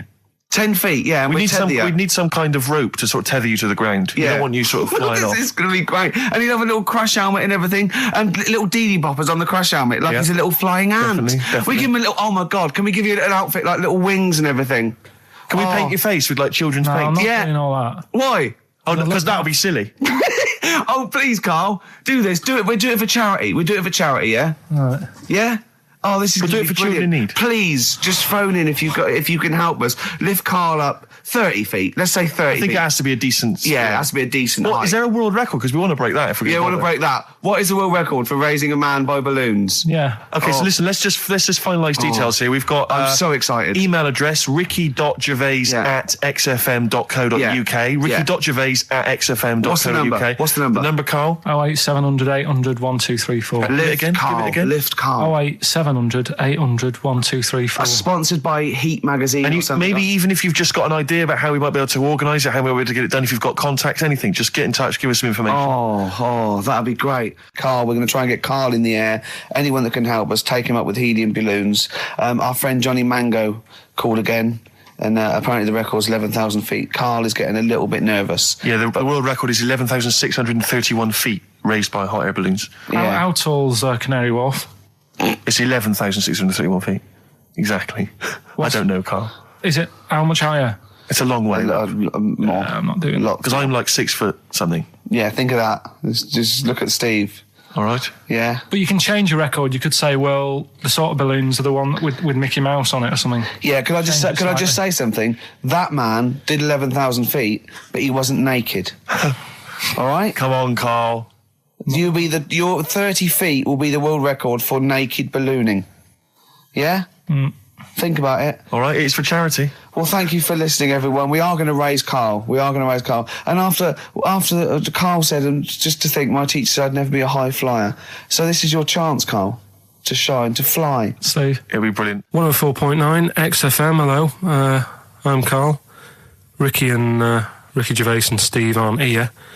So we're playing through some of the best bits. I say the best bits. It's the bits I came across first. I mean, I'm not wasting my time. I'm a busy man. You know what I mean? So here's another bit. Karl's getting very excited, as we all are, about his new. Should we let him do a little taster for us? Well, I'm very excited about it. I mean, so the gist of it, what is it? What is it exactly? Right. Is it a game show or is it a competition? It's just I just thought it's something that you can play, and also people at home can take part in it. Now, would they phone in about this, or they can just play at home while they're listening? They can just play at home. Okay. You mean we haven't got any prizes? No, there isn't. No, I think we could get him to phone in. Really? Well, I don't know. Let's hear the game idea first. Right, it's music related. Okay. Good. And what I do is I sort of tell a little story. Okay. And that story makes up a song title. All right. Well, it sounds ambitious. So, is it a cryptic clue? Could be. Say like this, right? Oh, dearie me. Oh, dearie me. Say like this. Right. This woman, right, she's pregnant. You know the answer to this one, so don't be saying anything. This is just aimed at Steve. Okay. Right. This woman has a baby. Yeah. She's pregnant, has a baby, and the doctor's there in the hospital, going, "Oh yeah, you've got a lovely little baby." Oh, here. you told me that this is. Oh, this guy. Got a lovely little baby. It's just coming out now. You'll be able to see it in a minute, and it's like covered in gunk and stuff. Yeah. And he's going, "Yeah, it's nearly here. It's coming out. I see its little head and that." And he gets hold of it, and it's full of all this gunk. Right. The baby's full of gunk. Yeah, like the covered in gunk or full of gunk. Covered in it. Right. And he goes, "Here you go. Get hold of your baby," and he drops it. Right. What song's that? There's so much irrelevance there, Steve. I can't tell you. It's not a cryptic clue. It's not a cryptic clue. Because only... I mean, the gist of it is relevant. That isn't the best one. That's just... Right. I mean, there is just... There's things there that you were dwelling on and thinking of pun. Don't. Just go for gut instinct. What was it? What was that? Right, I just need to try and get the basics of this. There's a woman, she's pregnant, she has a baby. Yeah. The baby's covered in gunk. Yeah. Right. And because of the gunk, the doctor drops the baby. Yeah. And that's all I need to know. Yeah, that is all you need to know. Yeah. The pregnancy is largely irrelevant. Okay, what are the key elements? It's the birth and the doctor dropping it that are the irrelevant. The relevant birth thing. and the dropping of the baby. Yeah. I've absolutely no idea. I can't even begin to guess. Think about what's happened here. Oh, Karl, she's had a baby. The doctor's trying to deliver it. He's saying it's a nice little baby you've got here. This is all irrelevant. This is all irrelevant. Right, let me tell you this. So just to be fair to Steve, so he can get into your mind. Right, this is not a traditional cryptic clue, logical problem. This is Karl. What song am I thinking of? Right, that is Underworld, Born Slippy. I have to say, actually, that makes textbook sense. Yeah. No, that does actually. No, I'm sorry. Do you like all the story about it's all right, you can see it in a minute. Oh, it's just covered in gunk. Yeah. No, I agree there is some extraneous detail, but I have to say... Yeah. That Born was good, because it was... That's the look of it. It was Born was good, yeah. And Born Slippy... no, I was quite impressed by that, Karl. I have to say, no, to be fair to you, I'm not just patronising you. Oh, well, wow. I actually think that was really good, and I disrespect Ricky Gervais for slagging that off, because I actually think that was quite good. Well, let's go ahead with it then. I feel we could maybe open this up to email correspondence or or the let's phone go lines. for it then. Okay, this is Karl Pilkington's new game show idea. It's just what's the song? Karl Pilkington presents What's the Song? Ladies and gentlemen, please welcome to the stage Mr. Karl Pilkington. 100 Reasons, if I could. Ladies and gentlemen, will you please welcome to the stage Pop Will Eat Itself. Karl, have you got like a sound effect or something of like, get the atmosphere cheering? If we're going to test. Cheering. We'll seek it out with. Have you got something there? Have a look on there. I'm just looking in the NME. For the kind of forthcoming gigs of the smaller known bands, and it might be a useful place to just begin the Ladies and gentlemen, peoples around the world, will you please welcome to the stage Chumba Awamba? Have you got a sound effect? We got one. Nice, yeah. Ladies and gentlemen, will you please welcome to the stage the Parkinsons? They're playing in Leicester this week, so I look forward to that. That's a good plug, isn't it? Let me see who else. If anyone wants to pop down to Leicester to see the Parkinsons. Ladies and gentlemen, please welcome to the stage Cyclefly.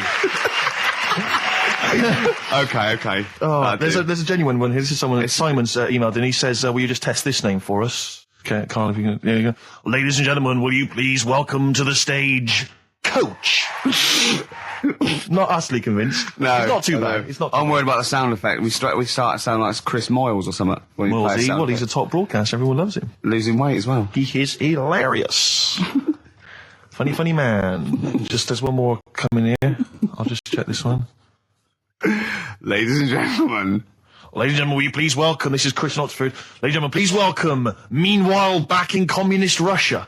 Is that a band? I assume so. I assume it's his band. Yeah. Steve, I will play great old tunes till the cows come in. We got to give him a little bit of Dandy Warhols and Air and Athlete. I know that, and they're great. They're good, right? But I wanted to play a Cat Stevens song, but I thought I'd better not because I've, play that a little bit. And we quite like resurrecting old reputations, don't we? People like Elton John who had bad faces, or David Bowie. People whose names now are largely laughed at in the serious rock or people circles. that people might not have considered. I thought Cat Stevens, Rod Stewart, I thought. Was he Rod Stewart? Many people now are thinking of the leopard hot pants and the ludicrous hair. Do you think I'm sexy and all those sort of awful stadium sort of disco things, but he wrote beautiful tracks from Maggie May and I thought, hold on, two birds with one stone. What about a Rod Stewart song written by Cat Stevens? Wow. Is there such a thing? The first cut is the deepest. Let's hear it, Rick. On this album as well is The Killing of George. Georgie Part 1 and 2, remember? About the gay bloke. Georgie Boy was gay, I guess. His favourite song. Carl's favourite song, right?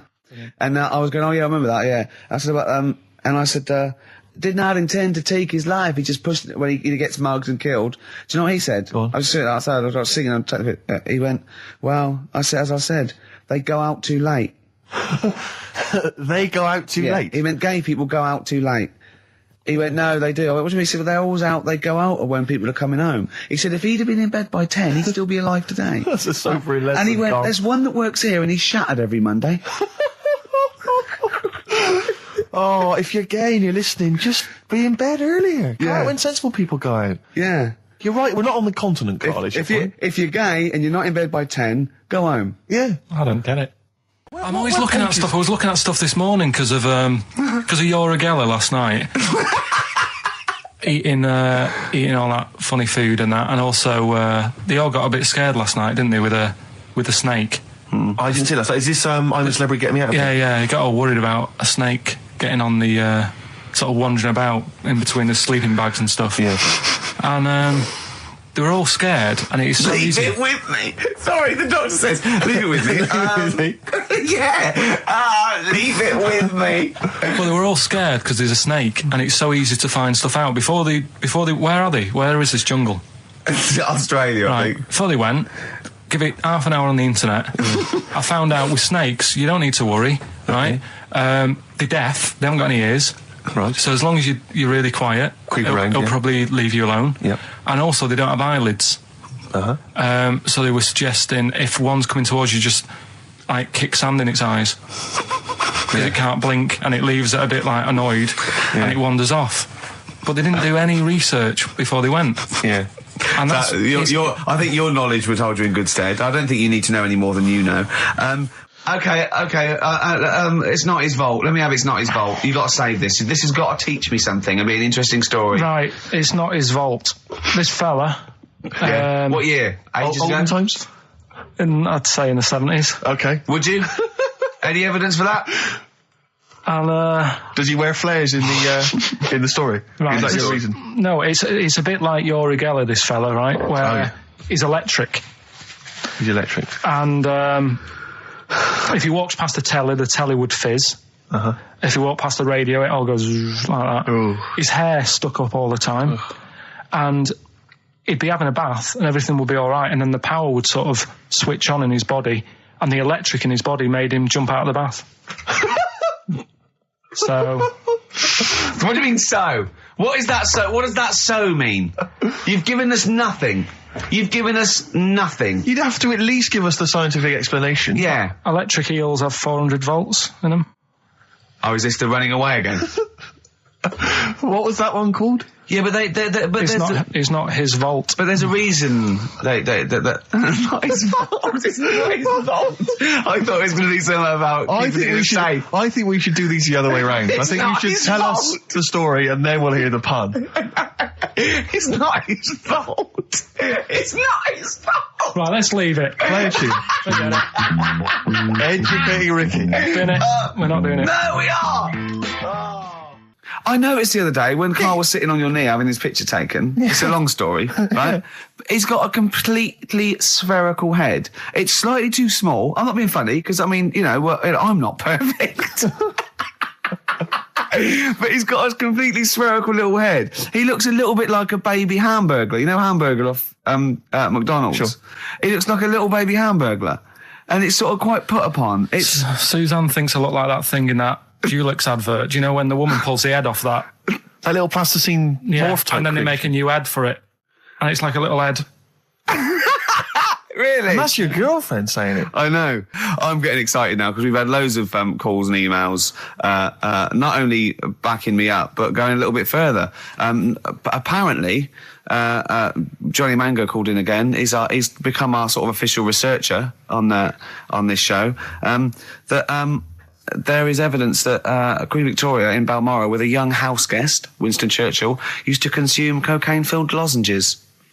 So there you go. Also, MDMA was a precursor of sort of ecstasy, a derivative, and that was big in the day, giving soldiers, a little pick-me-up. So it's not so mad, is it? It sort of makes sense because he was into his speeches and that, and they say that coke gives you sort of, the balls to stand up and say like... Not that that's a good thing.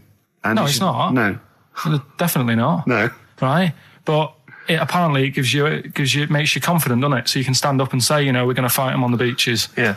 And all that. And sound like you mean it. It's exactly, yeah. When he was sort of like, a little bit pissed up with his cigar on, coked off his tits, he wanted to fight. He didn't care where it was. He'd fight on a beach. He didn't care. He didn't care if he got sand in his new trainers. Exactly. He was boozed up. Yeah. You want to fight. Yeah. That's why he was coming hard. He was very much, you got to think of him as the Liam Gallagher of his day. Yeah. Oh, dear. Bad. Are we allowed to talk about this? I mean, I don't mean in terms of referencing drugs, but are we allowed to... Is this like libelous to Winston Churchill? One, you can't libel the dead. Yeah, but two, is that only in America, I'm asking, and we're not saying, two, I think you'd probably going to also have a fair comment. Three, we say we were joking. Yeah. 4, it's a satire. Yeah. 5, we love him. 5, we're not condoning drugs in any way. 6, this is Dermot O'Leary's show.